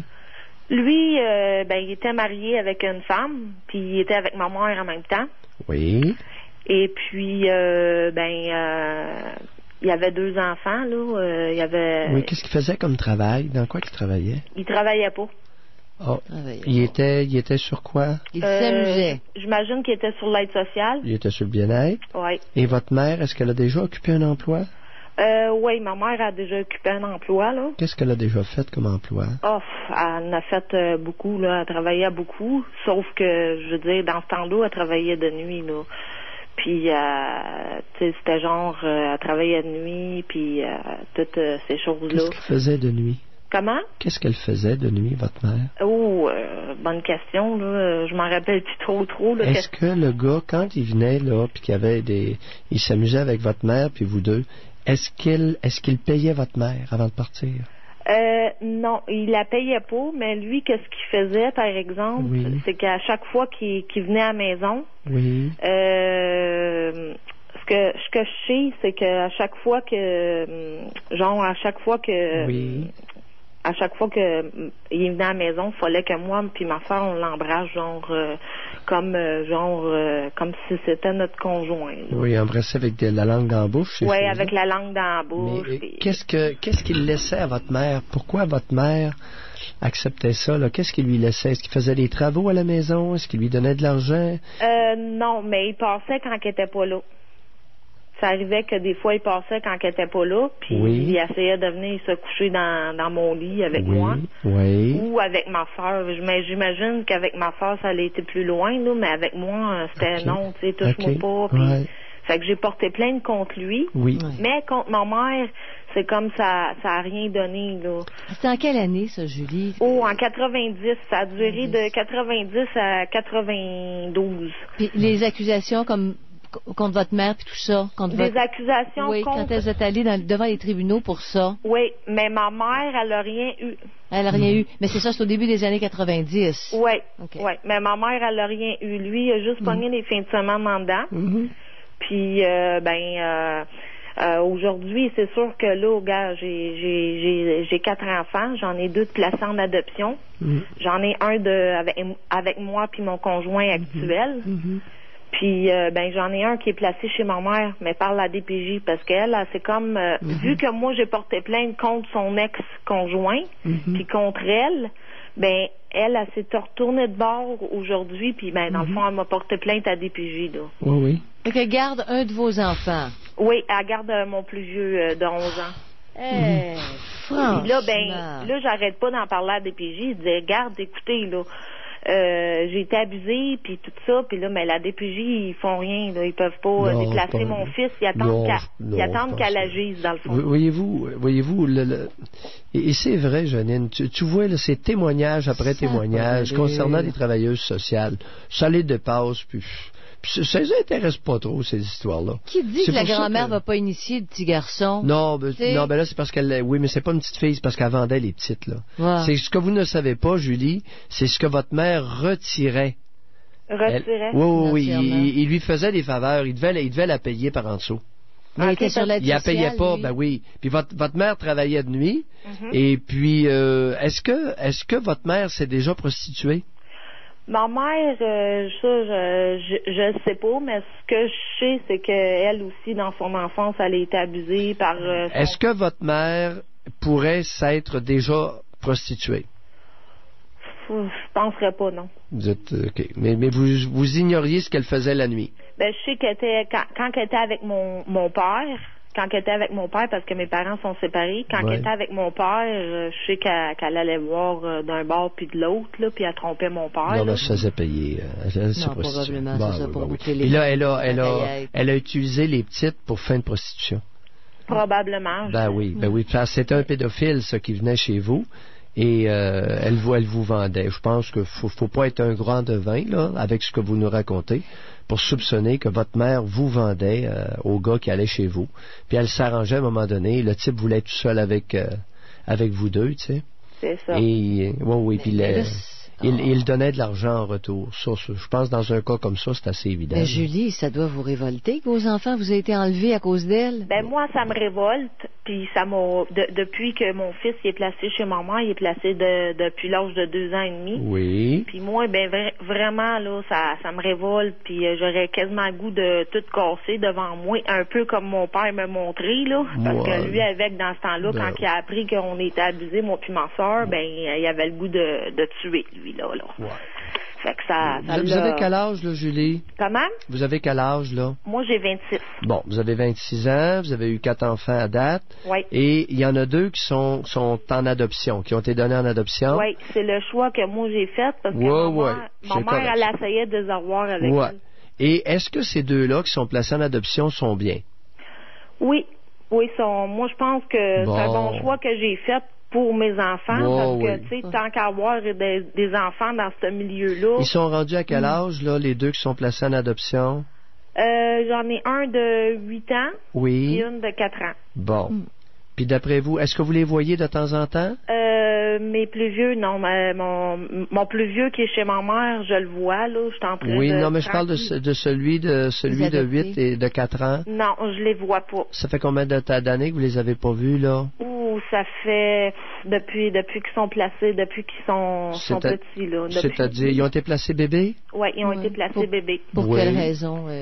Vous dites pour les sortir du milieu, vous viviez pas chez votre mère, c'est quoi? Avec tout le vécu que ben dans le fond que ma mère puis tout ça, puis quand ma mère elle voyait que j'étais avec des nouveaux conjoints, mettons, ben là elle s'arrangeait pour dire ben ton conjoint prend de la drogue puis il fait ci puis tu sais. Vous avez 4 enfants de combien d'hommes différents, Julie? De 4 pères différents. Bon, 4 pères différents.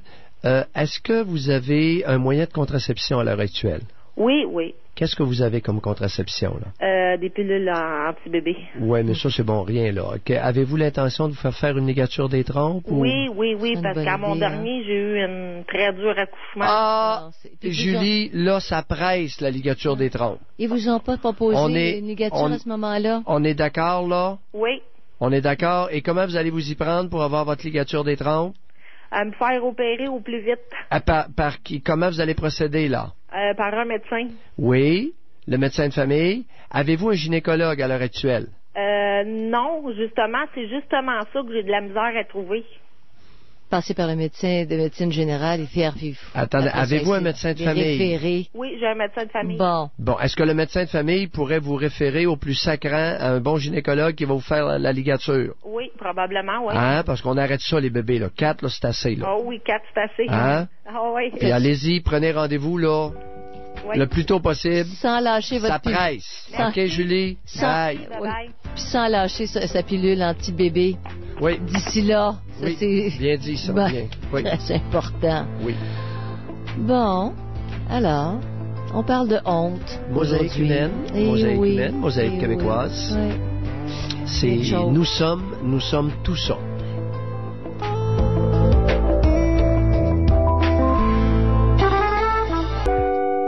De retour au Doc Mayou. Retrouvons le psychiatre Pierre Mayou et notre animatrice Janine Ross. Il a été question tout au long de l'émission d'un sentiment de honte, puis de déterminer dans le fond, est-ce que ça vous appartient ou si c'est quelqu'un d'autre qui devrait lui avoir honte de ce qu'il vous a imposé. Alors on parle à Guylaine. Bonjour Guylaine. Bonjour. Oui, bonjour Guylaine. Bonjour. Moi, ma honte ne se situe pas au niveau d'abus sexuels, pas du tout. J'ai été protégée de ça, Dieu merci. Ma honte se situe... Non, remerciez pas Dieu. C'est pas Dieu, rien à foutre là-dedans, là. On a chacun nos opinions là-dessus. Non, on n'est pas dans une garderie, je regrette, c'est pas Dieu qui vous a protégé. Bon. Alors, mon œil, là, tu sais, les niaiseries, on va se dire les choses comme elles sont. Elle a été chanceuse. Ouais. Bon. Alors, vous avez été protégée par quelqu'un, soit que vous ayez été chanceuse, que vous n'étiez pas dans un nid de ripoux, ou bien vous avez été protégée. J'ai été protégée. Mais c'est pas Dieu qui vous a protégé, ça, je peux vous l'assurer. Bon, fait que le maudit niaisage, on va arrêter ça. OK, continuez. Okay. J'ai eu un enfant... il y a 15 ans. Oui. Et cet enfant-là est né autiste. Oui.